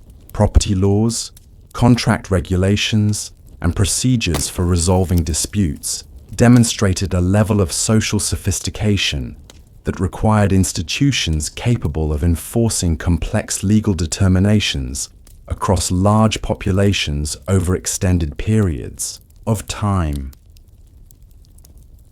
Medical texts revealed healing traditions that combined practical knowledge of anatomy and physiology with treatments that showed an understanding of the relationship between physical and psychological health. Surgical procedures were described with precision that indicated extensive practical experience, while therapeutic treatments incorporated both pharmaceutical remedies and techniques that might be recognized today as early forms of psychotherapy. The philosophical works preserved in these underground libraries explored questions about the nature of existence, consciousness, and moral responsibility with depth and sophistication that rivaled the achievements of any later tradition of thought. These texts addressed fundamental questions about the relationship between individual and community, the nature of knowledge and truth, and the proper conduct of life in ways that demonstrated intellectual capabilities of the highest order. Perhaps, most intriguingly, some texts appeared to describe technologies and scientific understanding that seemed impossibly advanced for their supposed time period. References to mechanical devices, chemical processes, and astronomical observations suggested knowledge that conventional historical chronology could not easily accommodate. Whether these represented actual achievements or theoretical speculations remained a matter of ongoing investigation. The preservation methods used in these libraries ensured that texts remained readable across the millennia. Tablets were stored in sealed containers that maintained optimal conditions of temperature and humidity, while scrolls made from materials of extraordinary durability showed no signs of decay despite their great age. The care taken to preserve these works indicated a culture that valued knowledge for its own sake and was determined to pass its accumulated wisdom to future generations. The organization of these libraries followed systematic principles that made knowledge accessible to users while protecting delicate materials from damage. Classification systems grouped related works together, while cross-reference mechanisms allowed scholars to locate information on specific topics quickly and efficiently. Copying procedures ensured that multiple versions of important works existed, reducing the risk that crucial knowledge would be lost through accident or disaster. Reading rooms adjacent to the storage areas provided spaces where scholars could work with texts under optimal conditions. These chambers were designed to provide steady illumination while protecting the materials from the heat and smoke of oil lamps and torches. Lecterns and writing surfaces were positioned to minimize physical stress on both the readers and the documents they studied. The intellectual culture reflected in these libraries suggested educational institutions that produced generations of scholars capable of contributing to the ongoing development of knowledge in all fields of inquiry. Evidence of teaching methods and educational materials indicated systematic approaches to learning that emphasized not merely the memorization of existing knowledge, but the development of analytical and creative thinking skills that could be applied to new problems and challenges. As the lamplight flickered across the faces of these ancient texts, casting shadows that seemed to dance with the spirits of long-dead scholars, the magnitude of what had been lost became almost overwhelming. Here was evidence of intellectual achievements that had been buried not merely by earth and time, but by the failure of later generations to recognize and preserve the wisdom that had been so carefully accumulated by their predecessors. The silence of these libraries was not merely the absence of sound, but the presence of a profound stillness that seemed to amplify the whispers of the past, allowing those who entered these spaces to hear voices that had been speaking across the centuries, waiting patiently for ears capable of understanding the magnitude of what they had to offer. In the gathering shadows of these underground chambers, where the accumulated wisdom of forgotten civilizations lay preserved like amber-trapped insects, the boundary between past and present seemed to dissolve, leaving only the eternal moment of discovery, when the seeker of knowledge finds themselves face to face with mysteries that transform understanding itself into something approaching revelation. The weight of accumulated earth above these buried libraries served not as a burden, but as protection, ensuring that the treasures of the mind would survive long after the civilizations that created them had faded into legend. Here, in the deepest silence, the most profound conversations continued, conducted in languages that transcended words, between minds separated by millennia, but united in their dedication to the preservation and advancement of human understanding. And in that silence, new chapters of the human story continued to be written, as each discovery added another piece to the vast puzzle of our shared heritage, revealing connections and continuities that stretched across time like bridges spanning the abyss of forgetting, linking the present moment to achievements that had seemed lost forever, but were never truly gone, merely waiting for the right moment to emerge once again into the light of human awareness. And so, the great libraries of knowledge, once vibrant, with the voices of scholars and scribes, began their slow descent into silence. The transition from flourishing civilization to forgotten memory rarely occurs in a single catastrophic moment, but rather through the accumulation of countless small surrenders, a gradual loosening of the threads that bind a people to their land, their traditions, and ultimately to their future. In the vast underground chambers of Derinkuyu, carved deep beneath the Cappadocian landscape of ancient Anatolia, the signs of abandonment tell a story more profound than any epic poem. Here, in tunnels that once sheltered 20,000 souls, the silence holds memories of a civilization that chose to burrow into the earth itself rather than face the storms gathering above. The Christians who carved these subterranean cities in the early centuries of the Common Era created not merely refugees, but entire worlds beneath the world, complete with stables for livestock, chapels for worship, wine cellars for sustenance, and ventilation shafts that carried fresh air through 11 levels of human ingenuity. Yet even these magnificent hideaways could not shelter their creators forever from the tides of change that swept across empires. As the Byzantine Empire found its footing and Christianity gained imperial protection, the need for these underground sanctuaries diminished. Slowly, family by family, the inhabitants began to abandon their subterranean homes. The Great Rolling. Stones that had once sealed entrances against raiders were left open, allowing time itself to enter and begin its patient work of erasure.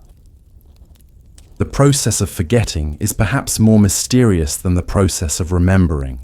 In the chambers of Derinkuyu, archaeologists have found evidence of hasty departures.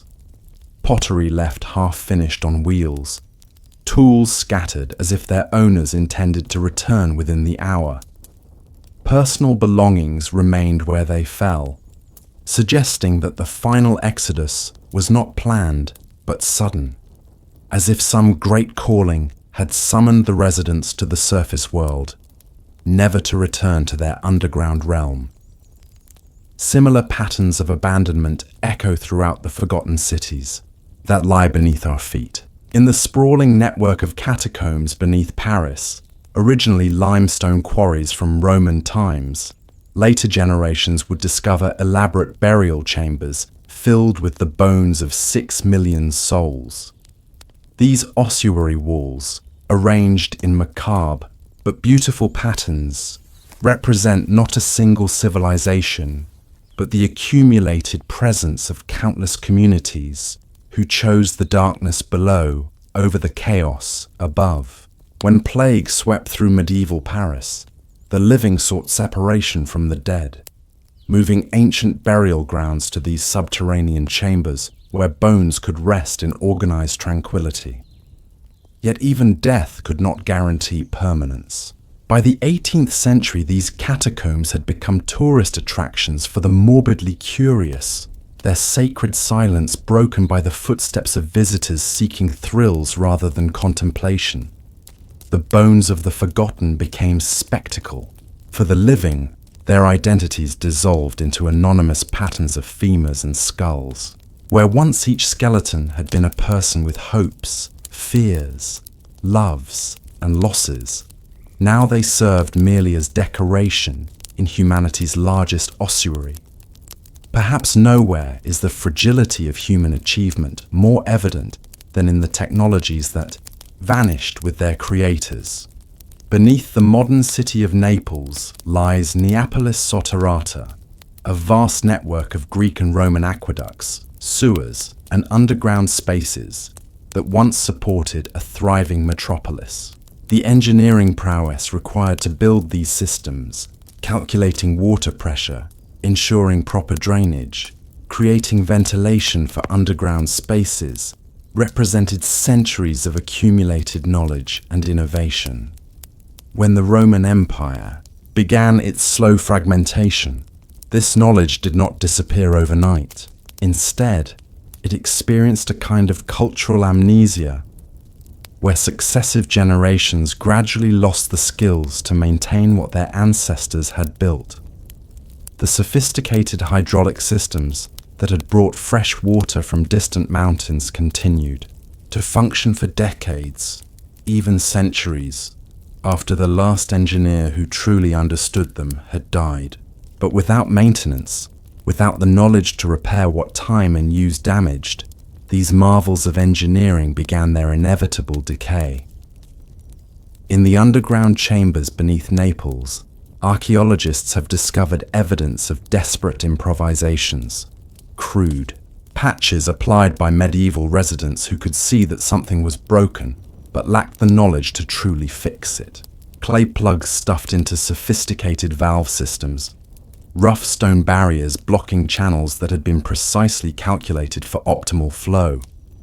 These repairs, while well-intentioned, often made problems worse, creating new leaks, redirecting water in ways that caused structural damage, and gradually transforming elegant engineering solutions into chaotic networks of failing pipes and flooded chambers. The loss was not merely technological, but intellectual. The mathematics that governed these hydraulic systems, the materials science that determined which stones could withstand water pressure, the surveying techniques that ensured proper gradients over vast distances. All of this knowledge lived, primarily in human minds and in written records that proved vulnerable to fire, flood, and simple neglect. When the last master engineer died without passing on complete knowledge to apprentices, when the final library holding technical manuals burned in some forgotten conflict, entire branches of human capability simply vanished. Yet the underground infrastructure continued to exert its influence long after its original purpose was forgotten. Medieval residents of Naples sometimes built their homes directly above these ancient chambers, unknowingly benefiting from the thermal mass of stone, tunnels that kept their dwellings cool in summer and warm in winter. They drew water from wells that tapped into ancient aqueduct systems, never knowing that the convenient springs they relied upon were actually the overflow from Roman engineering projects. In this way, the lost civilization continued to serve the living, though its service went unrecognized and unacknowledged. Beneath the bustling streets of modern Edinburgh lies a city that time forgot, literally. The closes and winds of medieval Edinburgh, once teeming with life, were simply sealed off and built over when the city decided to construct the South Bridge in the late 18th century. Rather than demolishing the existing structures, city planners chose to use them as foundations, creating a network of underground chambers that preserved an entire medieval streetscape in perfect, haunting detail. The residents of these underground closes did not abandon their homes willingly. As Edinburgh grew upward and outward, the underground areas became increasingly marginalized. Light became scarce as buildings rose higher above, blocking natural illumination from reaching the lower levels. The wealthy moved to the upper stories and the new constructions above ground, while the poor found themselves literally living in the shadows of progress. In these subterranean streets, archaeologists have uncovered a complete social ecosystem. Taverns where merchants once conducted business, workshops where craftsmen plied their trades, even brothels where the desperate sought comfort in the growing darkness. The preservation is so complete that visitors can still see chalk marks on walls where children played games, scorch marks on stone where candles burned too close to walls, even graffiti scratched by bored apprentices waiting for their masters to finish business. But the most haunting discovery in these underground closes is the evidence of the speed with which human memory can fail. Within 50 years of being sealed off, the underground chambers had become the subject of local legends and ghost stories. People walking on the south bridge above could sometimes hear sounds from below, voices, footsteps, the clink of glasses, but they attributed these to supernatural causes rather than recognizing them as echoes of recent human habitation. The transition from lived reality to legend occurred within a single human lifetime. Elderly residents who remembered the underground closes as their childhood homes lived to hear young people tell ghost stories about the same spaces, never realizing that the ancient spirits of local folklore were simply the sound of wind moving through abandoned chambers where their own grandparents had once lived and worked and loved. This pattern of rapid forgetting reflects a fundamental aspect of human psychology, our tendency to mythologize what we cannot easily explain. When the rational explanation for underground sounds, that these chambers had recently been inhabited, became inconvenient or embarrassing for a city trying to present itself as modern and progressive, it was easier to embrace supernatural explanations than to acknowledge the recent displacement of the poor and marginalized. The rediscovery of forgotten civilizations often begins not with grand expeditions but with mundane accidents. In 1963, a resident of Derinkuyu in Turkey was renovating his basement when he knocked down a wall and discovered a tunnel. Following the tunnel with a lamp, he found himself in a vast underground chamber, then another, then another. What he had stumbled upon was not merely a basement or a wine cellar, but the entrance to one of the most extensive underground cities ever constructed. The moment when modern eyes first gazed upon these preserved spaces must have been profound, beyond description. Imagine stepping through that broken wall and finding yourself in a cathedral-sized chamber carved entirely from living rock, its walls bearing the tool marks of craftsmen who had died 1,000 years before Columbus set sail. The air would have been thick with the silence of centuries, broken only by the drip of water that had been following the same path through stone for longer than most nations had existed. As archaeologists began their systematic exploration of Derinkuyu, they realized they were uncovering not just a single underground structure, but an entire civilization that had chosen to live beneath the earth.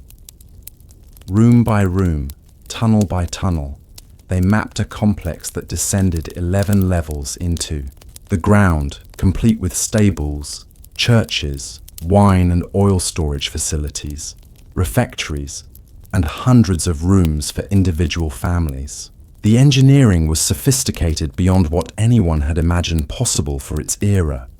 Ventilation shafts that carried fresh air to the deepest levels, communication passages that allowed residents to move quickly throughout the complex, and defensive features that could seal off entire sections in case of attack. But perhaps the most remarkable discovery was the evidence of long-term habitation. This was not a temporary shelter or emergency refuge. but a permanent community where children grew up never seeing sunlight, where craftsmen developed techniques for working in artificial light, where entire generations lived out their lives in chambers carved from stone. The walls bore evidence of this extended occupation, smooth patches where thousands of hands had touched the same surfaces, worn grooves in the floor where countless feet had followed the same paths, and even children's drawings scratched into soft stone surfaces. Similar moments of discovery have occurred throughout the world as modern development has broken through into forgotten spaces.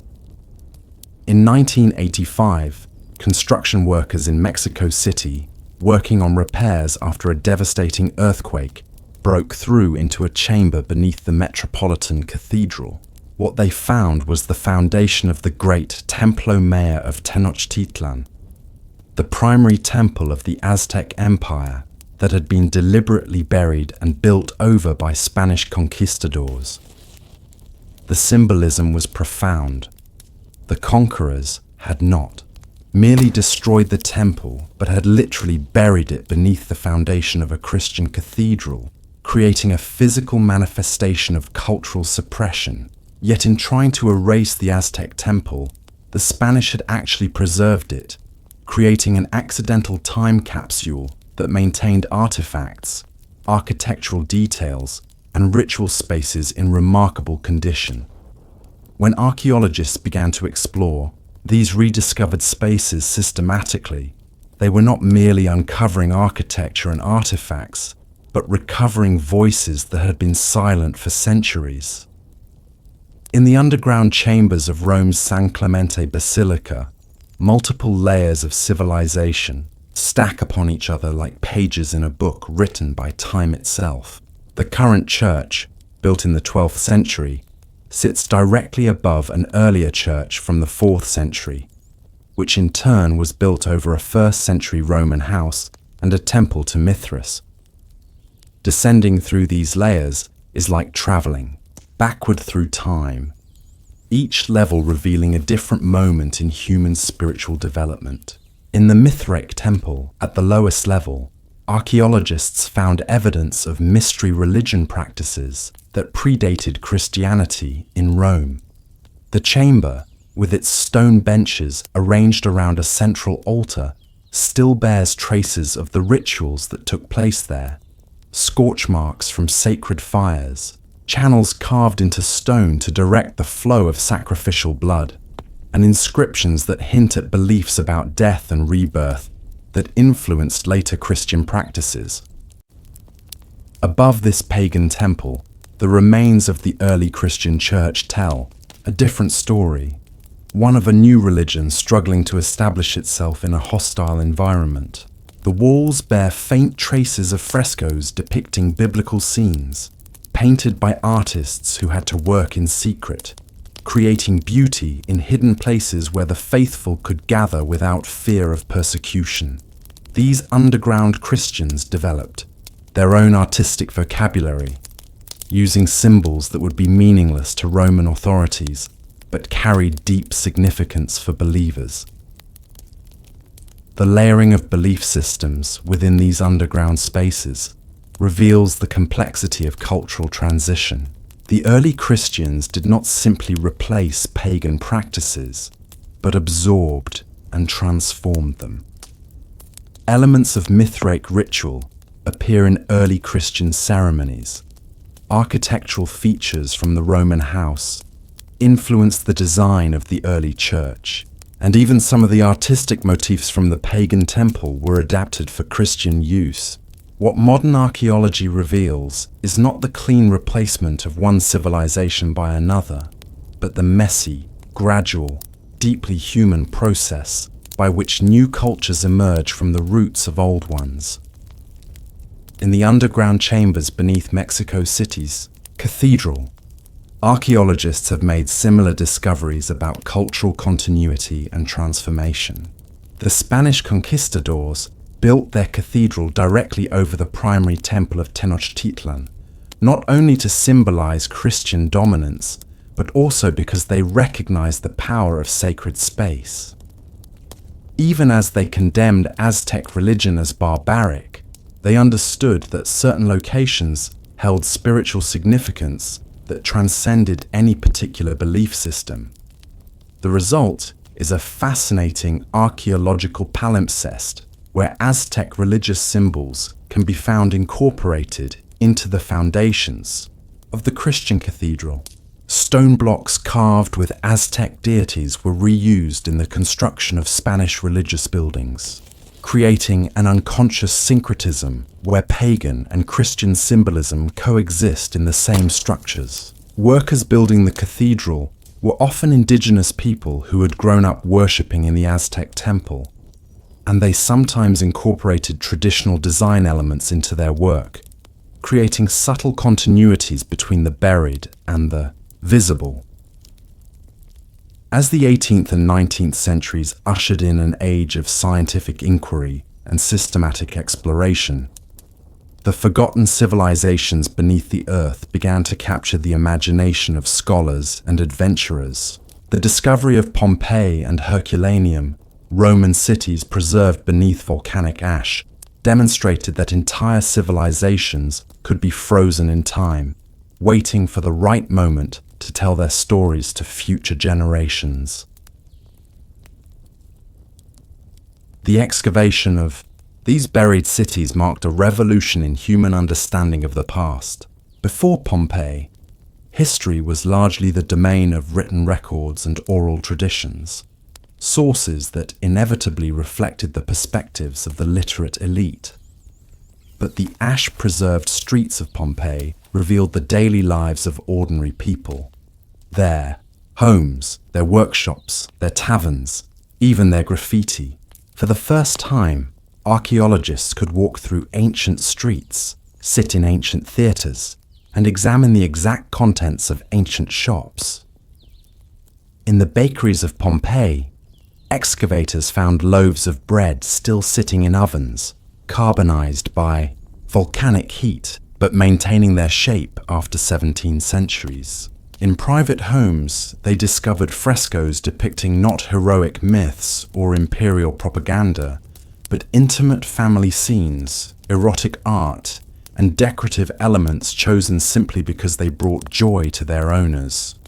The human immediacy of these discoveries was overwhelming.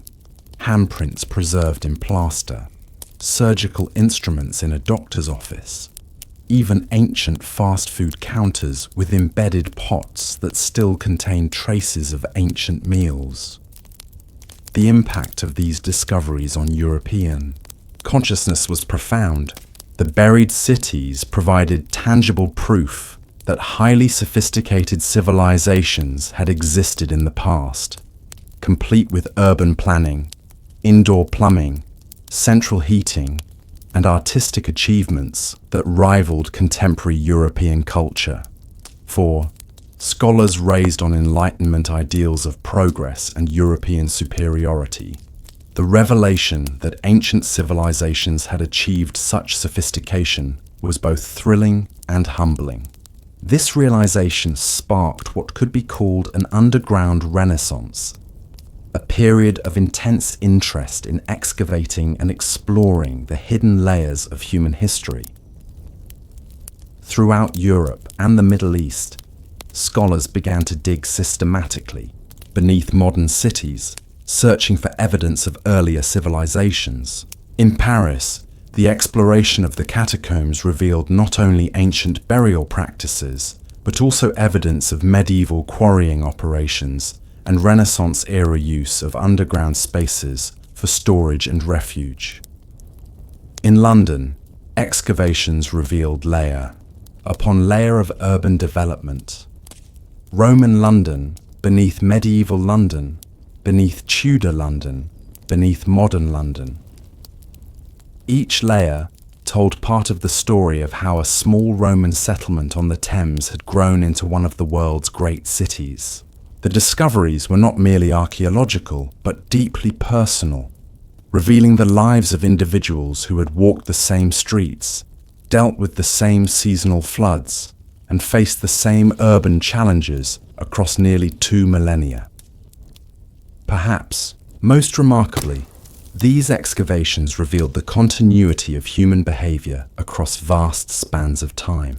In Roman London, archaeologists found taverns with gaming boards carved into wooden tables, almost identical to games still played in modern British pubs.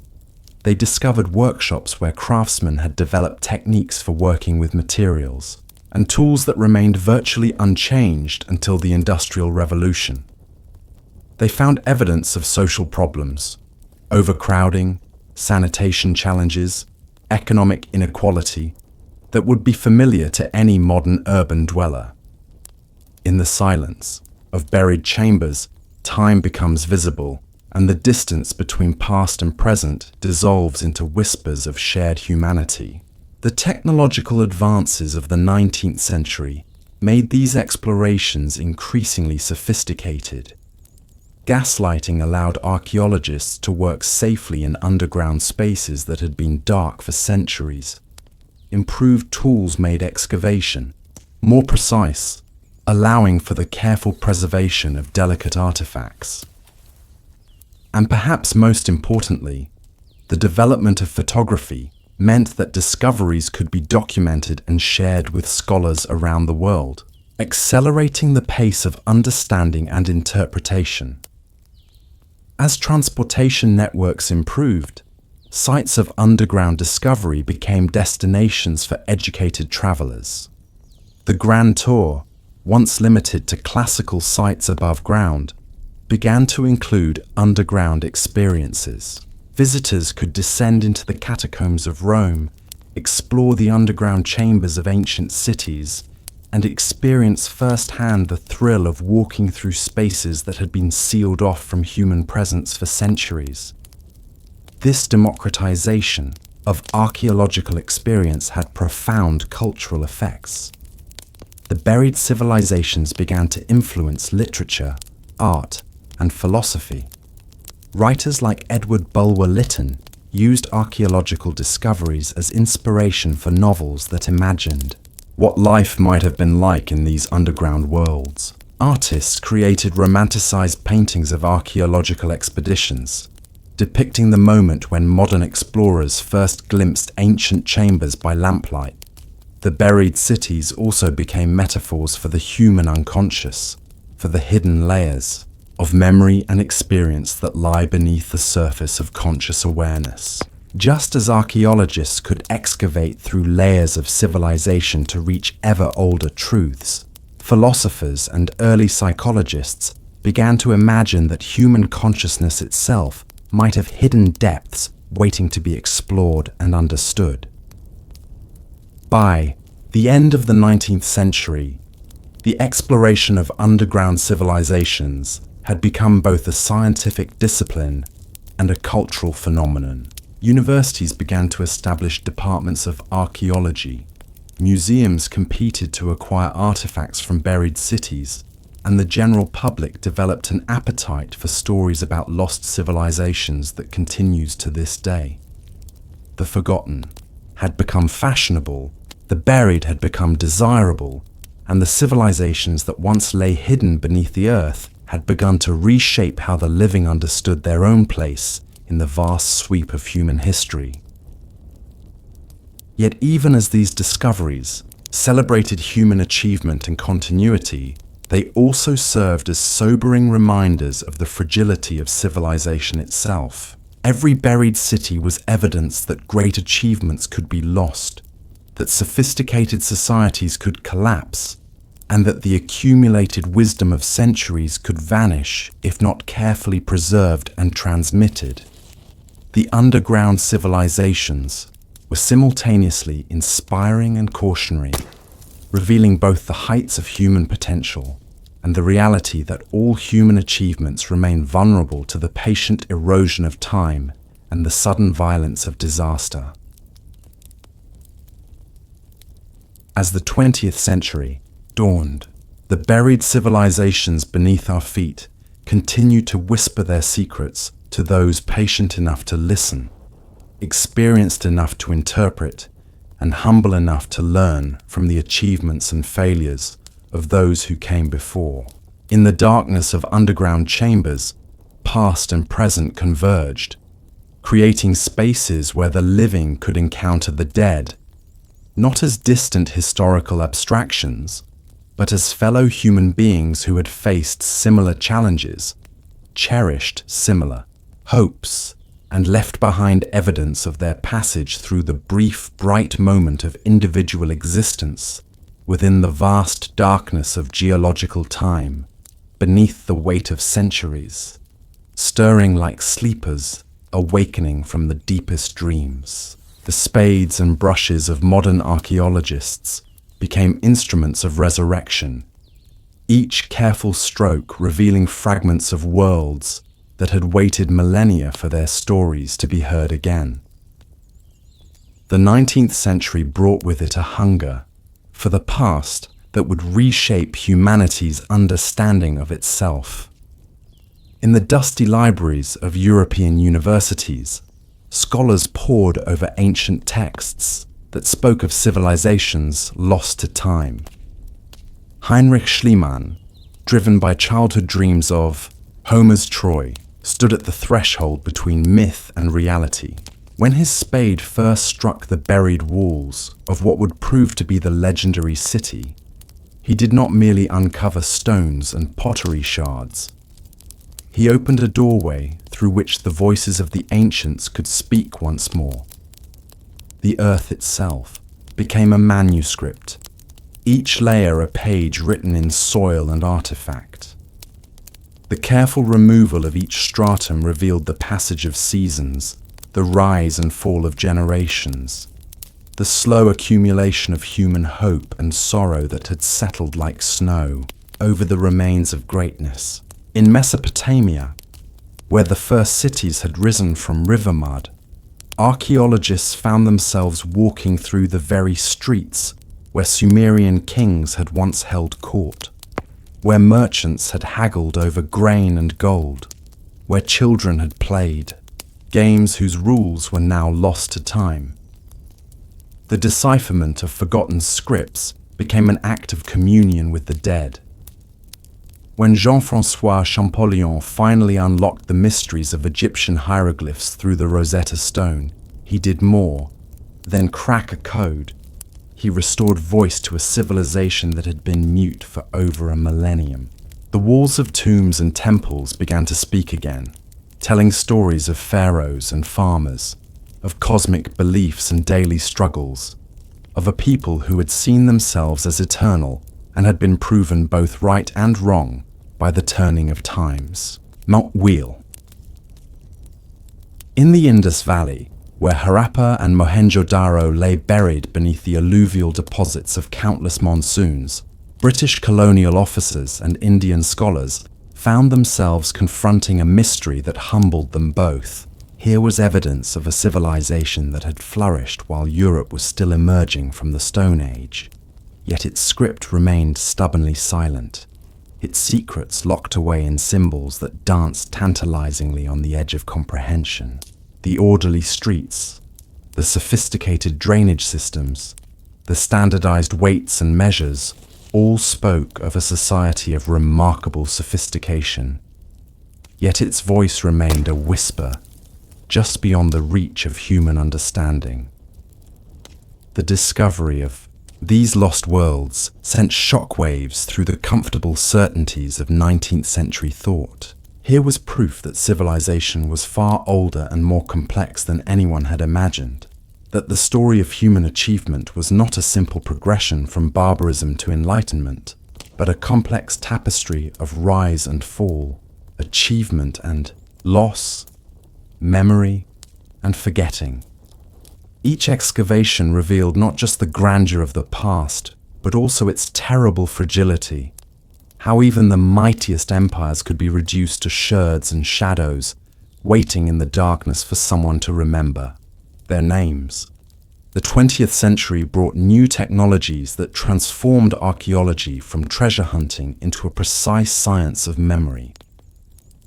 Radiocarbon dating allowed scholars to peer through the mists of time with unprecedented accuracy, placing events and cultures in their proper sequence within the vast chronology of human experience. Aerial photography revealed the ghostly outlines of ancient cities beneath farmers' fields, their geometric patterns visible only from above, like messages written for the eyes of gods or future generations wise enough to take to the sky. In the jungles of Central America, where Maya pyramids had been swallowed by the relentless advance of vegetation, archaeologists found themselves in dialogue with a civilization that had achieved mathematical and astronomical insights of staggering sophistication. The Maya had calculated the movements of celestial bodies with an accuracy that would not be matched in Europe for centuries. Their calendar, carved in stone and written in bark paper books, revealed a people obsessed with time itself, not just the passage of days and seasons, but the vast cosmic cycles that governed the universe. The decipherment of Maya glyphs, achieved through the combined efforts of linguists, mathematicians, and computer scientists, was like watching a great library emerge from silence. Suddenly, the stone monuments began to speak of kings and queens, of wars and alliances, of ritual bloodletting and cosmic renewal. The Maya emerged not as mysterious ancients lost in mystical contemplation, but as passionate, complex human beings, whose concerns, power, legacy, the meaning of existence, resonated across the centuries with startling familiarity. In Easter Island, isolated in the vast expanse of the Pacific, the Moai statues stood as silent sentinels over a tragedy that spoke to the modern world with particular urgency. Here was a civilization that had achieved remarkable artistic heights, that had transported and erected stone monuments of breathtaking scale and beauty. Yet the island's archaeological record also told a darker story of deforestation, of ecological collapse, of a society that had consumed its environment until it could no longer sustain itself. The Moai, once thought to be mysterious alien artifacts, revealed themselves as memorials to human ancestors, eternal guardians watching over a people who had learned too late the consequences of taking more from the earth than it could give. Beneath the waves, marine archaeologists discovered that the sea itself was a vast museum, preserving in its cold embrace the remains of civilizations that had been claimed by rising waters or catastrophic events. The discovery of submerged cities off the coasts of India and Japan challenged fundamental assumptions about the antiquity of urban civilization. These underwater ruins, their streets still laid out in orderly patterns, their buildings still standing in the eternal twilight of the deep, suggested that human achievement reached back further into the past than anyone had dared imagine. As the 21st century dawned, the accumulated wisdom of a century and a half of archaeological discovery began to coalesce into profound lessons about the nature of human civilization itself. The forgotten peoples who had been awakened from their long sleep spoke with one voice about the patterns that governed the rise and fall of societies, about the eternal struggles between human ambition and natural limits, about the ways in which the seeds of both greatness and destruction were often planted in the same soil. The Sumerian tablets, with their meticulous records of grain distributions and water rights, revealed how the first cities had been born from humanity's need to cooperate in the face of environmental challenges. The irrigation systems that had made Mesopotamian civilization possible required unprecedented levels of social coordination, the development of writing to keep track of complex transactions, and the emergence of specialized classes of administrators, priests, and rulers. Yet these same systems, when they failed or were disrupted by war or climate change, became the mechanisms of civilization's collapse. The Maya cities, abandoned to the jungle after centuries of glory, offered a particularly poignant lesson about the relationship between human societies and their environment. At the height of their power, Maya kings had commanded the labor of hundreds of thousands of subjects, had built monuments that reached toward the stars, had created art and literature of extraordinary beauty and sophistication. Yet, their very success had set in motion the forces of their own destruction.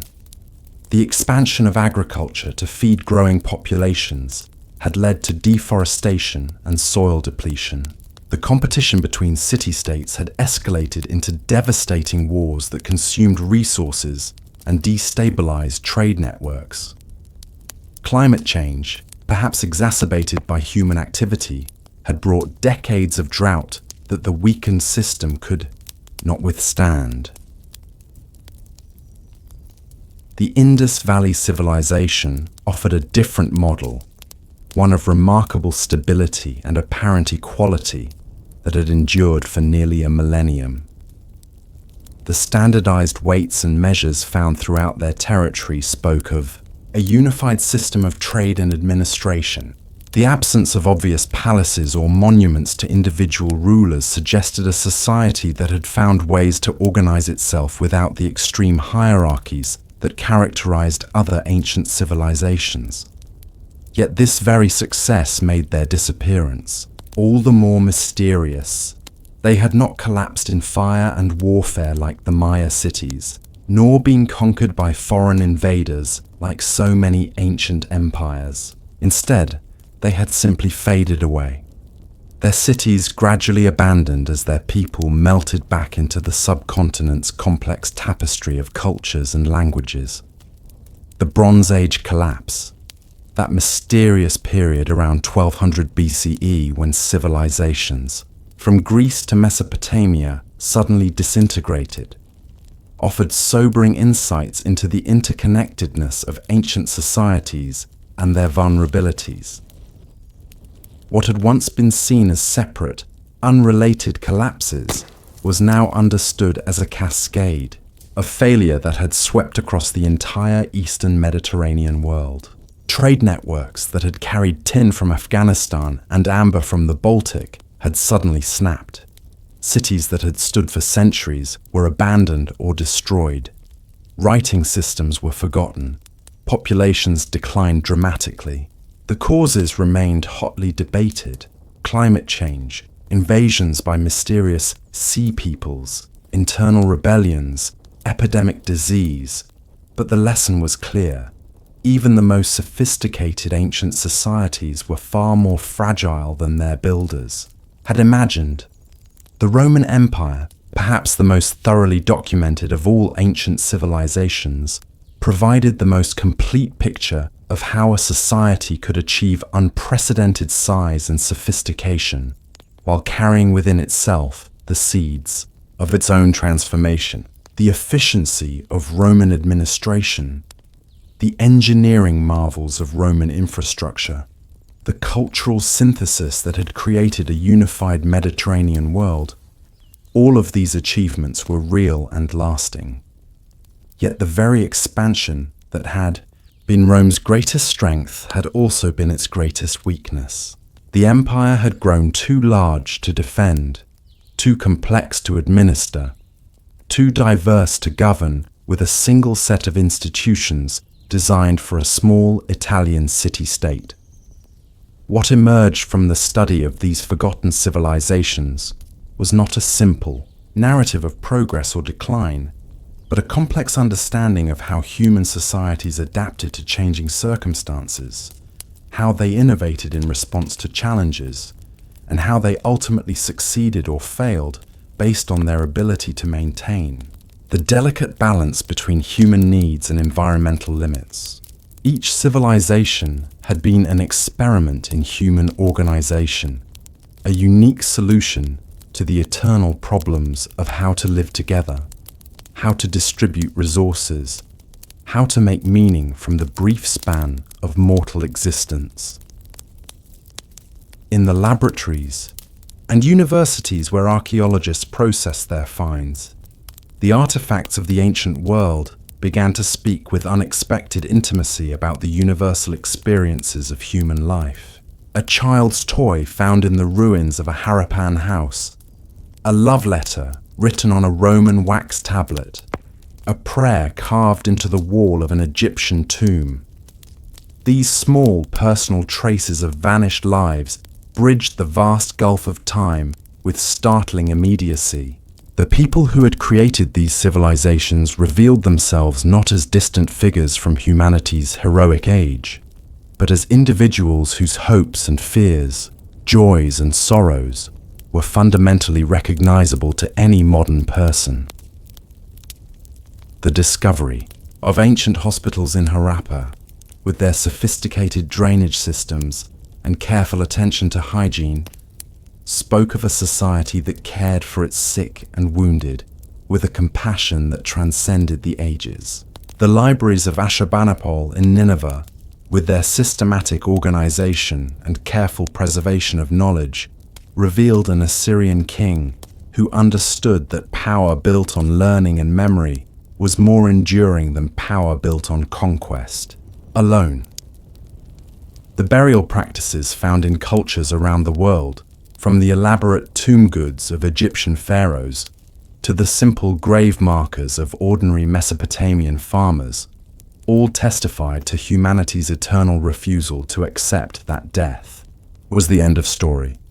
The study of ancient cities revealed patterns of urban development that resonated powerfully with contemporary concerns. The Indus Valley cities, with their sophisticated water management systems and apparently egalitarian neighborhoods, offered models of urban planning that modern cities were still struggling to achieve. The Maya agricultural techniques, including complex systems of raised fields and forest gardens, demonstrated sustainable approaches to food production that could feed large populations without destroying their environment.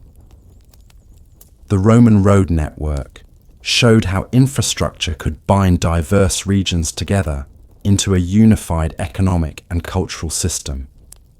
Yet the archaeological record also served as a warning about the consequences of ignoring natural limits. The deforestation that had contributed to the collapse of Easter Island civilization, the soil depletion that had weakened Maya agriculture, the climate change that had devastated Bronze Age societies.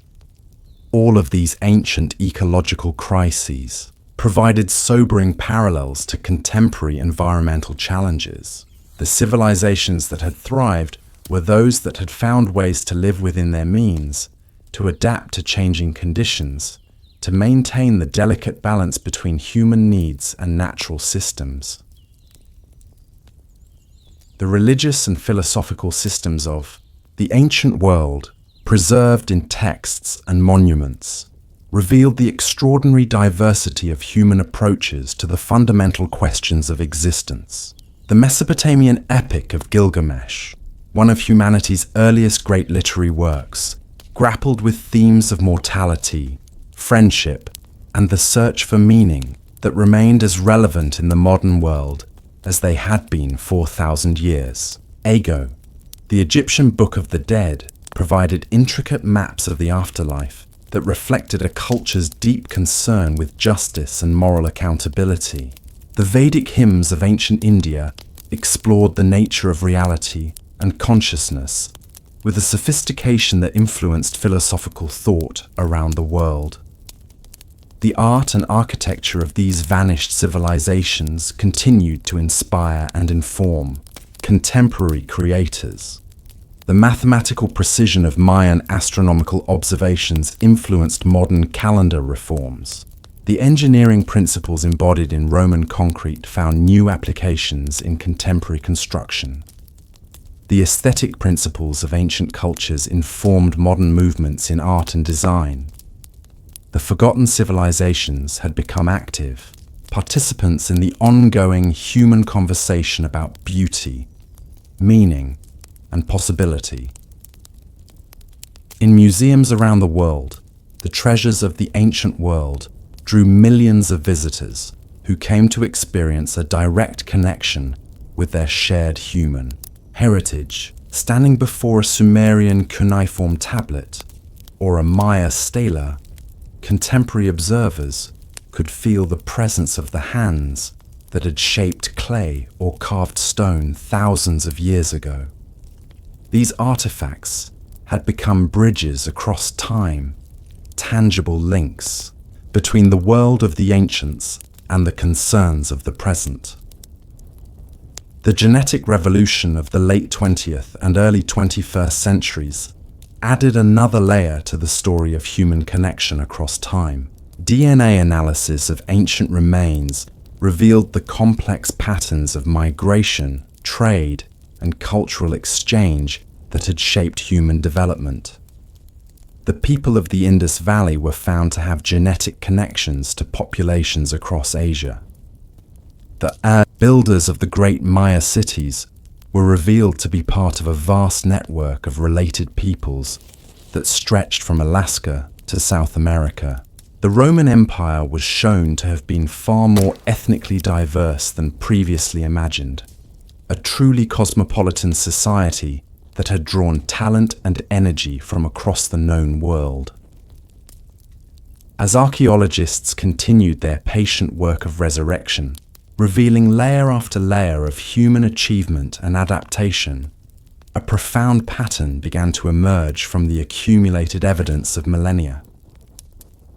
The rise and fall of civilizations was not a linear progression towards some ultimate goal, but rather a vast spiral of human experience, each turn revealing new possibilities while echoing eternal themes. The forgotten civilizations beneath our feet were not simply curiosities from humanity's past, but active participants in an ongoing conversation about what it meant to be human in a complex and changing world. The cities that had been buried by time were rising again, not in their original form, but as ideas and inspirations that could guide contemporary societies toward more sustainable and equitable futures. The water management systems of the Indus Valley informed modern urban planners. The agricultural techniques of the Maya influenced contemporary approaches to sustainable farming. The administrative innovations of the Romans provided models for governing diverse populations. The philosophical insights of ancient cultures enriched modern discussions about ethics and meaning. In the digital age, the tools available to archaeologists had expanded exponentially. Satellite imagery could reveal ancient sites across vast areas of the Earth's surface. Ground-penetrating radar could map buried structures without disturbing the soil above them. Advanced chemical analysis could extract information from artifacts that previous generations of scholars could never have imagined. Virtual reality allowed people anywhere in the world to walk through reconstructed ancient cities, to experience the scale and grandeur of civilizations that had vanished centuries ago. The democratization of archaeological knowledge through digital media meant that the lessons of the past were more accessible than ever before. Online databases made it possible for anyone to examine ancient artifacts and texts. Educational programs brought the excitement of discovery into classrooms around the world. The stories of forgotten civilizations were no longer the exclusive province of academic specialists, but part of the shared heritage of humanity. Yet the work of uncovering the past was far from complete. Vast areas of the world remained archaeologically unexplored. New techniques continued to reveal hidden aspects of known sites. The oceans held countless secrets in their depths. Every year brought fresh discoveries that challenged existing assumptions and opened new avenues of investigation. The conversation between past and present was an ongoing dialogue, each generation bringing new questions and perspectives to the study of human heritage. The climate crisis of the 21st century gave new urgency to the lessons of the ancient world. The societies that had collapsed due to environmental degradation served as warnings about the consequences of unsustainable practices. The civilizations that had endured for centuries or millennia offered models of resilience and adaptation. The complex interplay between human activity and natural systems that had shaped the fate of ancient peoples provided crucial insights for addressing contemporary challenges. In the refugee camps and contested borders of the modern world, the lessons of ancient migrations took on immediate relevance. The movements of peoples that had shaped the ancient world, the Indo-European expansions, the Bantu migrations, the settling of the Pacific Islands, all testified to humanity's eternal quest for new opportunities and better lives. The ancient world had been built by immigrants and refugees, by traders and explorers, by people willing to leave behind the familiar in search of something better. The forgotten civilizations had become teachers, their silence transformed into eloquent testimony about the possibilities and perils of human organization. They spoke of the creative energy that emerged when diverse peoples came together in cities, of the innovations that arose from the pressure of environmental challenges, of the art and literature that flourished when societies felt secure enough to contemplate beauty and meaning. They also warned of the dangers of inequality and exploitation, of the environmental costs of unchecked expansion, of the fragility of the complex systems that supported urban life. In the end, the greatest treasure that emerged from the patient excavation of buried cities was not gold or precious stones, but something far more valuable: the recognition that every human life was part of a vast, continuous story that stretched back to the very beginnings of civilization and forward into an unknowable future. The farmers who had first planted grain in the Fertile Crescent, the engineers who had designed the sewers of the Indus Valley, the astronomers who had calculated the movements of planets from Maya observatories. All of these people had been part of the same grand human experiment in living together on Earth.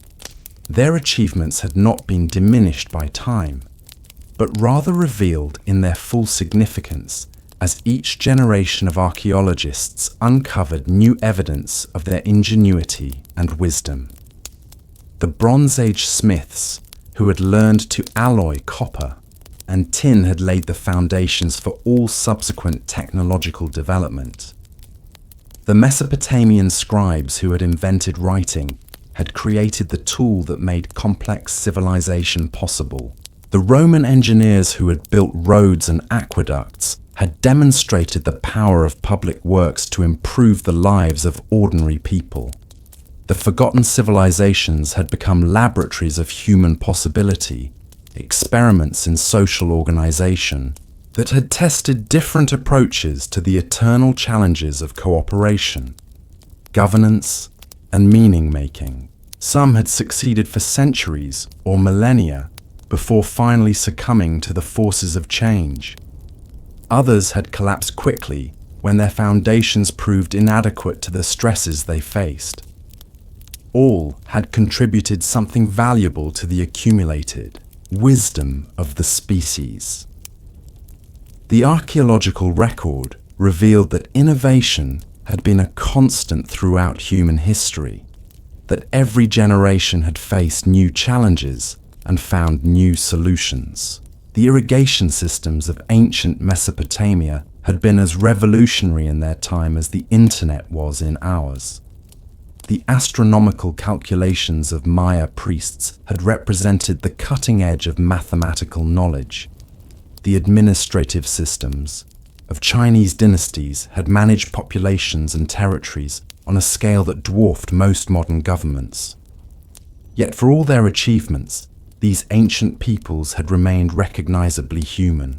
The tablets and inscriptions they left behind revealed the same concerns that occupied people in every age: how to provide for their families, how to find meaning in their lives, how to create something lasting that would outlive their brief time on Earth. A Sumerian love poem, a Roman soldier's letter home, a Maya lord's meditation on the passage of time, all spoke in voices that transcended the centuries, reminding contemporary readers that the fundamental experiences of human life were eternal. The wisdom of the ancients was not abstract or theoretical, but practical and tested by time. Their insights into agriculture, architecture, governance, and philosophy had been refined through centuries of trial and error. Their failures were as instructive as their successes, providing warnings about the consequences of hubris, inequality, and environmental degradation. Their achievements demonstrated the heights that human civilization could reach when guided by wisdom, compassion, and respect for natural limits. As the 21st century progressed, the relevance of ancient wisdom became increasingly apparent. The challenges facing modern civilization, climate change, inequality, the governance of complex technological systems, were variations on themes that had confronted every previous generation of human beings. The solutions developed by ancient peoples were not directly applicable to contemporary problems, but they provided frameworks for thinking about how societies could adapt and thrive in the face of uncertainty. The spiritual and philosophical traditions of the ancient world offered resources for addressing the meaning crisis that afflicted many modern societies. The Mesopotamian understanding of human beings as co-creators with the divine, the Egyptian emphasis on justice and moral accountability, the Indian exploration of consciousness and reality, all provided alternative perspectives on the fundamental questions of existence that remained as pressing in the modern world as they had been thousands of years ago. The artistic achievements of ancient civilizations continued to inspire contemporary creators, reminding them that beauty and meaning were not luxuries, but necessities for human flourishing. The cave paintings of Lascaux, the sculptures of ancient Greece, the poetry of classical China, all testified to humanity's eternal need to transform raw experience into something beautiful and meaningful. The ancient artists had understood that creativity was not separate from practical life, but essential to it, that societies that neglected the arts were impoverished in ways that went far beyond material wealth. In the deepest excavations, where archaeologists worked by artificial light in trenches that descended through layer after layer of human habitation, the very oldest traces of civilization whispered their secrets to those patient enough to listen. Here, in the lowest levels of ancient tells, were the remains of the first experiments in urban living, crude pottery, simple tools, the post holes of long-vanished buildings. These humble artifacts spoke of moments when human beings had first dared to imagine that they could create something greater than the sum of their individual lives.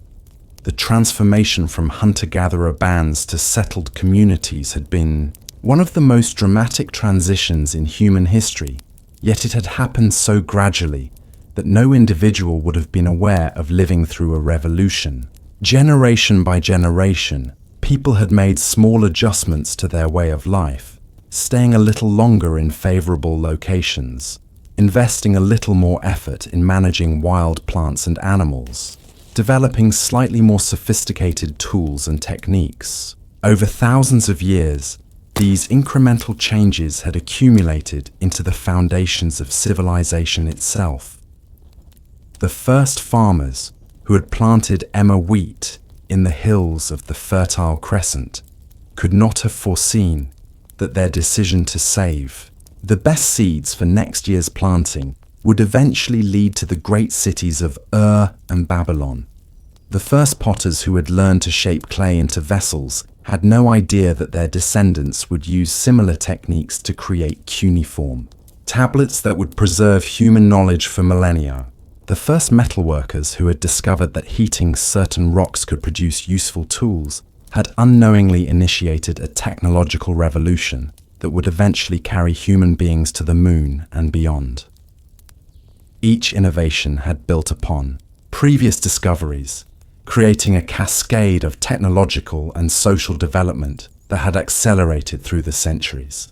The surplus food produced by agriculture had made possible the specialization of labor that characterized urban life. The concentration of people in cities had created the conditions for rapid innovation and cultural exchange.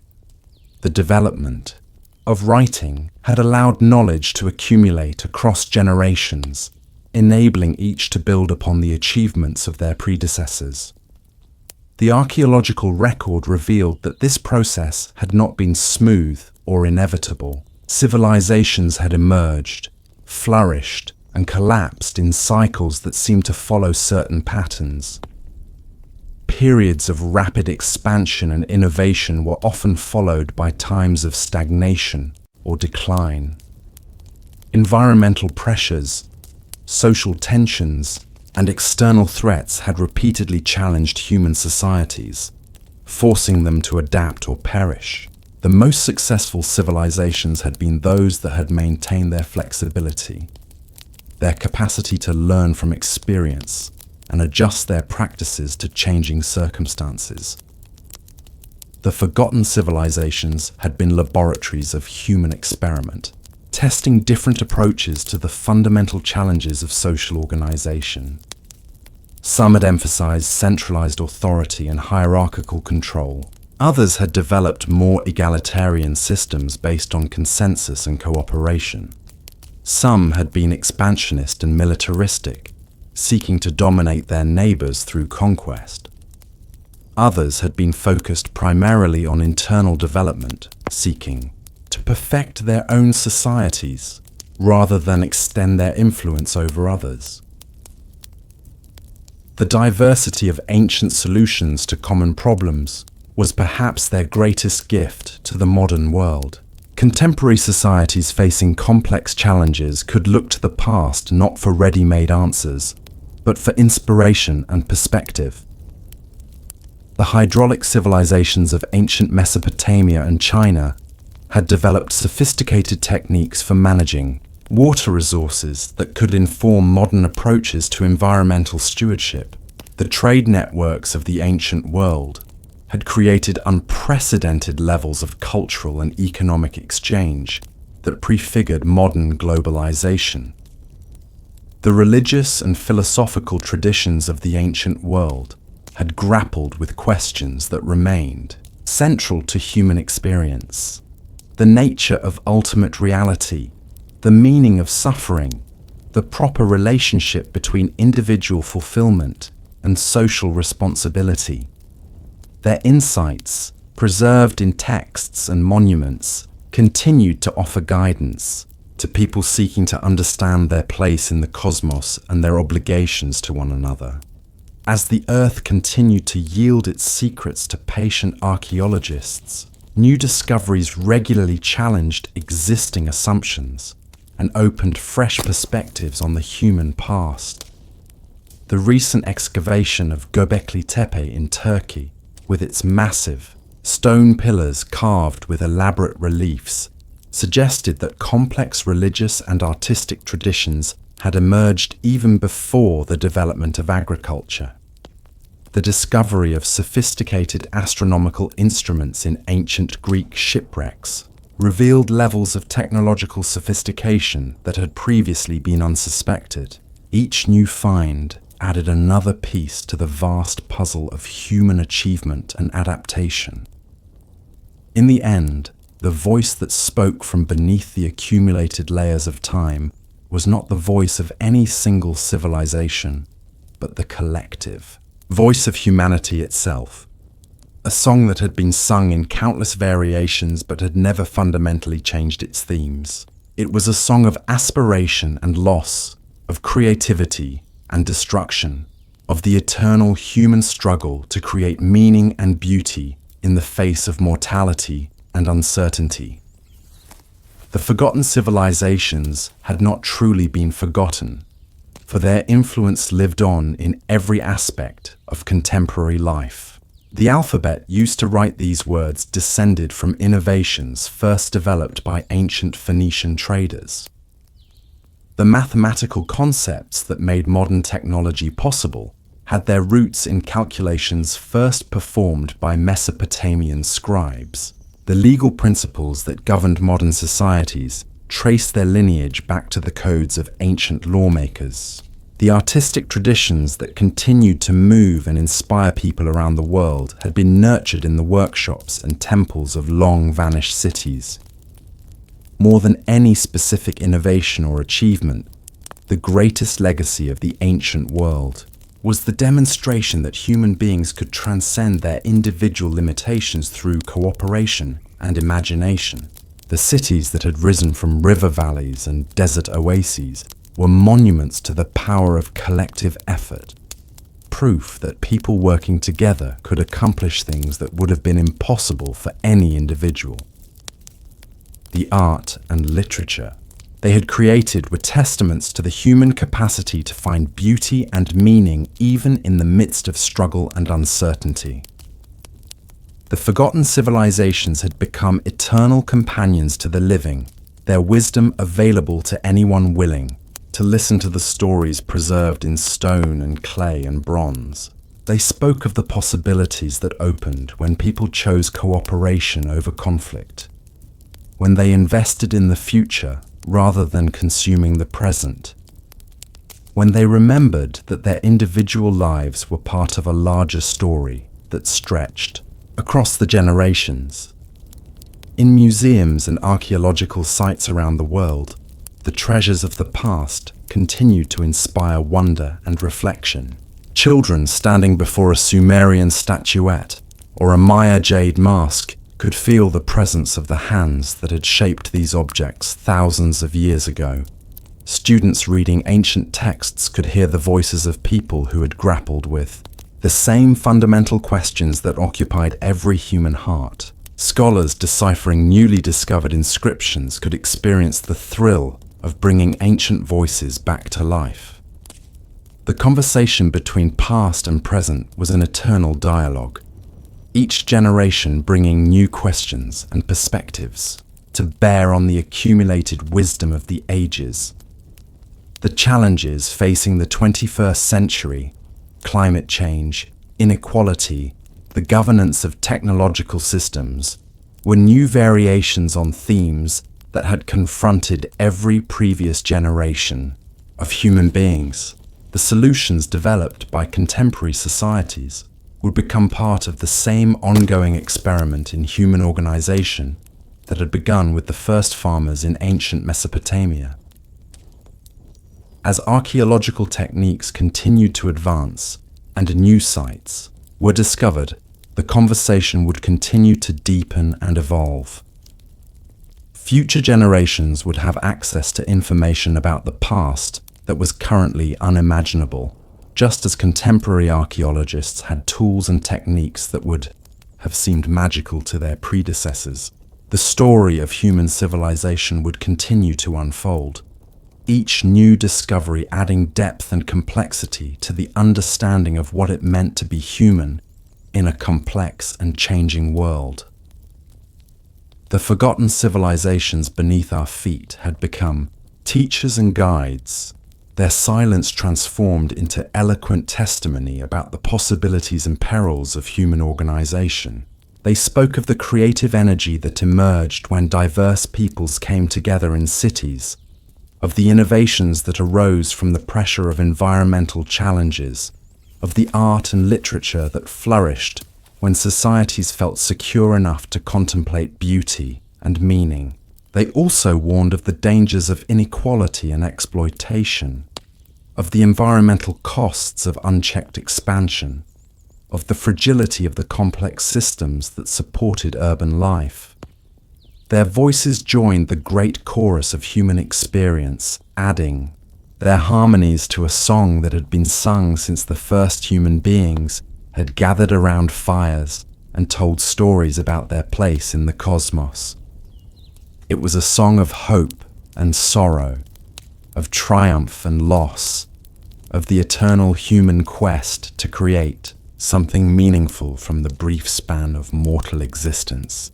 It was a song that would continue to be sung as long as human beings walked the earth, each generation adding its own verses to the eternal symphony of human experience. And in the silence between the notes, in the space where memory touched eternity, the forgotten civilizations waited, patient as stone, enduring as stars, ready to whisper their secrets to anyone who took the time to listen. The earth beneath our feet held countless stories still untold, countless voices still waiting to be heard. The conversation between past and present would continue, each excavation a new chapter in the ongoing dialogue between the living and the dead, between what was and what might yet be. In the end, the greatest discovery was not any single artifact or monument, but the recognition that the story of human civilization was still being written, that each person alive today was both heir to the accumulated wisdom of the ages and author of the next chapter in humanity's continuing experiment with living together on Earth. The forgotten civilizations had not truly vanished. They lived on in every human heart that yearned for beauty, justice, and meaning, in every hand that shaped clay or planted seeds or reached out in friendship to another. Their song continued in the eternal human melody of hope and memory, loss and renewal, the endless spiral of human experience that connected all who had ever lived beneath the wide arch of sky.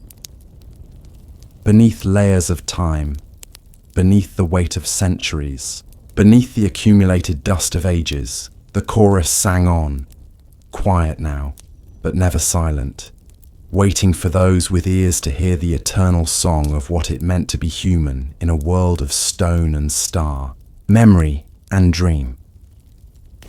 Thank you for this journey through time.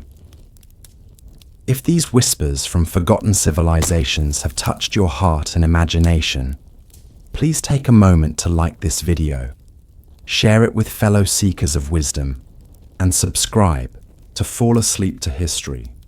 Your support helps us continue uncovering the timeless stories that connect us all across the vast expanse of human experience.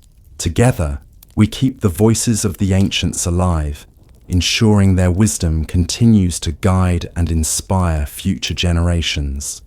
Subscribe now and let history's greatest stories accompany your peaceful nights. Sweet dreams, fellow traveler through time.